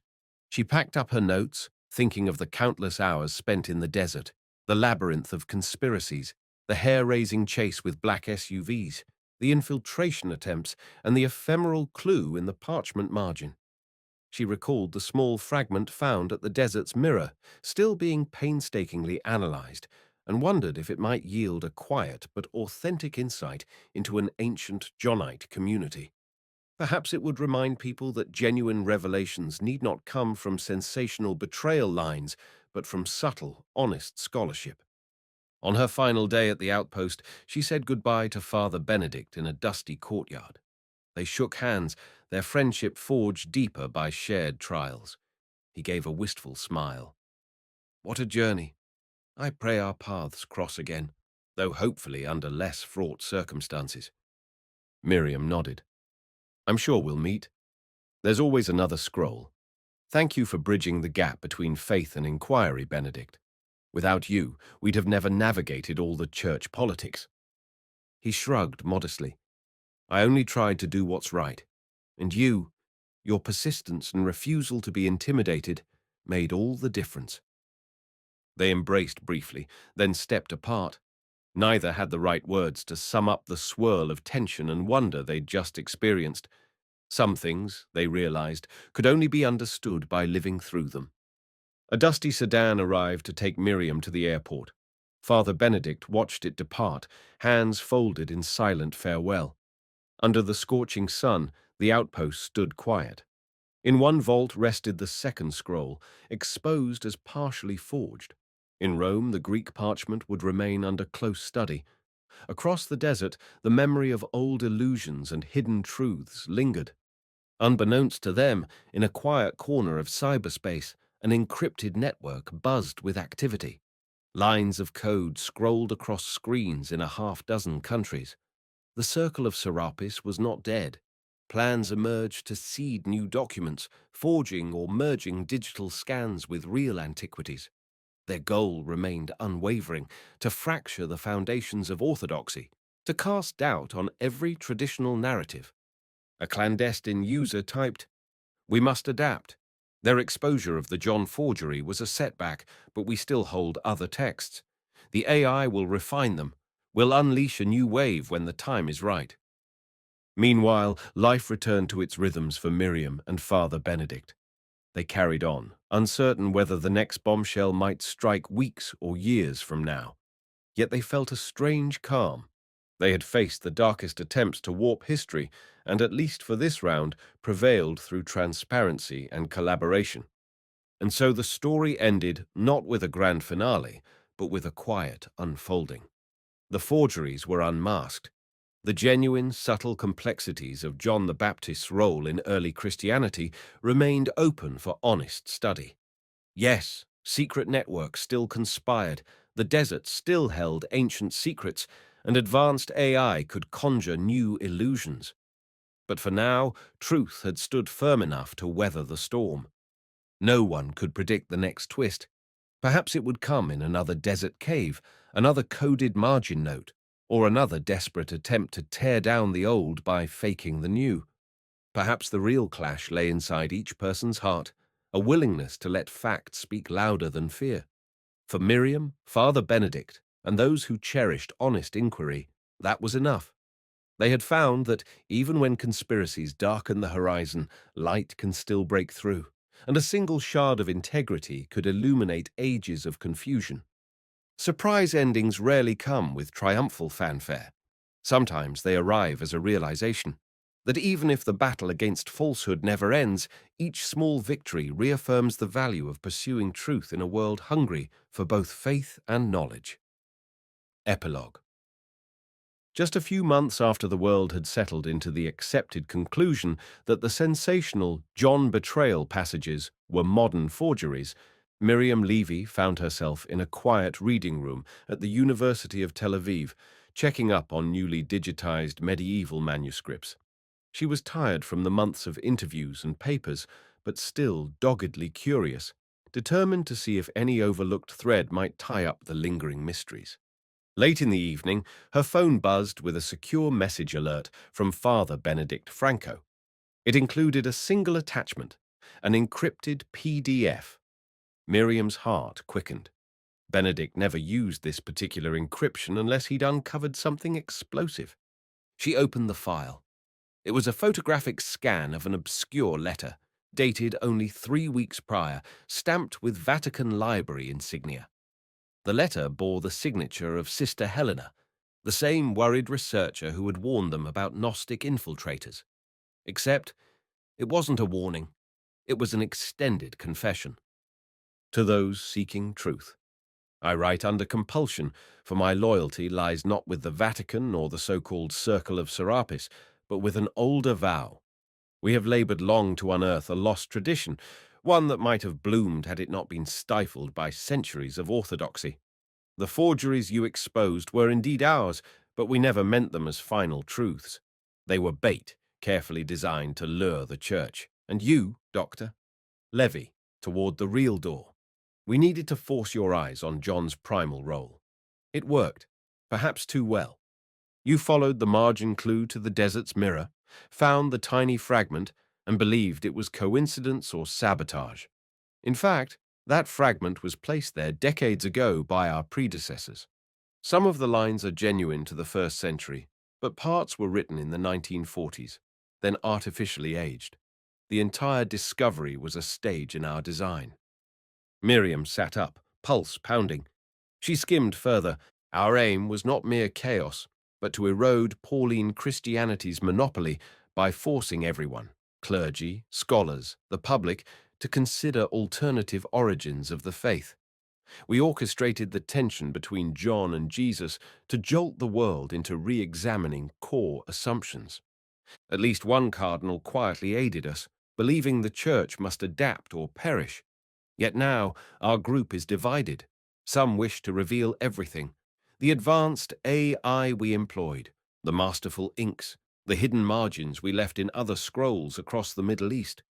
Others want to push further, forging new documents that claim even more radical truths. I am dying. My conscience compels me to leave a key. Look to the desert's mirror, not as a place, but as a cipher, embedded in older manuscripts from Qumran. You have glimpsed only a fraction. The rest, hidden in code, points to a body of texts waiting in eastern Syria, true 1st century artifacts that might confirm John's devotees believed him Messiah, or disprove it all forever. We cannot control what you do next. The chain is in your hands. Miriam's eyes darted over the final lines, Sister Helena's vow that the darkest forgery may yet yield the brightest truth. Stunned, she checked the metadata on the PDF. It had been received by Father Benedict from a Vatican library terminal, then immediately suppressed. Sister Helena was nowhere to be found. The letter changed everything. The desert's mirror clue, the newly found fragment, these were not simply random forgery attempts.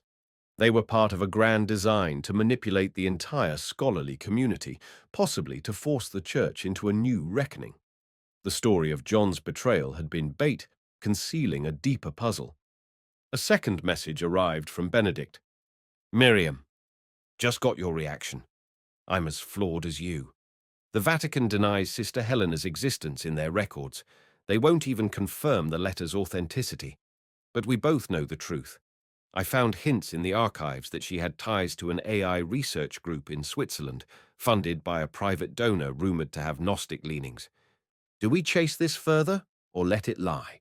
There may be genuine, untouched texts in Syria, but walking into that war-torn region to find them, it might be madness.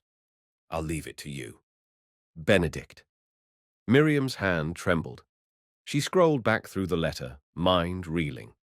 The original betrayal forgeries were real, but they'd also been a lure. The conspirators had harnessed the world's outrage, the church's fear, and the public's fascination to point toward another place, another trove, somewhere in eastern Syria, where the real documents might still lie, unaltered.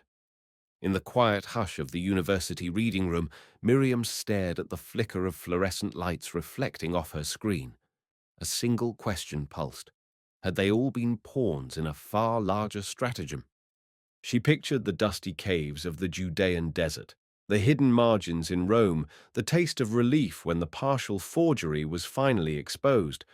Now it felt like the opening move of a deeper game.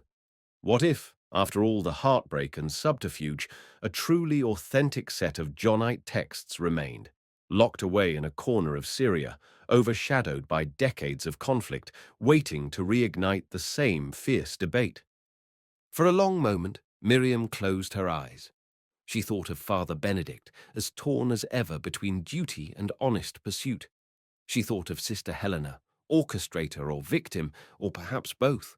And she thought of the swirl of Gnostic believers, and which cardinal might have been covertly assisting them all along.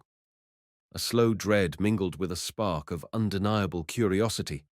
A new crossroads beckoned, more perilous than the last. Because if the letter were true, if they'd only scratched the surface, everything they had done so far might be overshadowed by a revelation greater than any forgery. And the next step might unravel the bedrock of faith and history even more profoundly. Miriam inhaled, steeling herself. She typed a single reply to Father Benedict. We go on. We don't let them use us, and we don't run from the truth. M. Her finger hovered over send, heart thudding. Then she pressed it. Somewhere in the hidden corridors of the Vatican, somewhere in the digital enclaves of the Circle of Serapis, forces were likely already preparing their next move. And so, despite believing they had finally broken the forger's spell, Miriam realized a larger puzzle waited, one that might validate centuries of rumor or demolish them with a single, genuine scroll. She couldn't be sure who was ally or enemy anymore, or whether Sister Helena's letter was a final confession or a cunning trap. All she knew was that the labyrinth had only begun to open, and the real stakes lay beyond a war-torn desert, where the message of John and Jesus might be twisted yet again. In that solitary moment, she felt both a shiver of terror and the undeniable pull of discovery. The search and the danger would go on.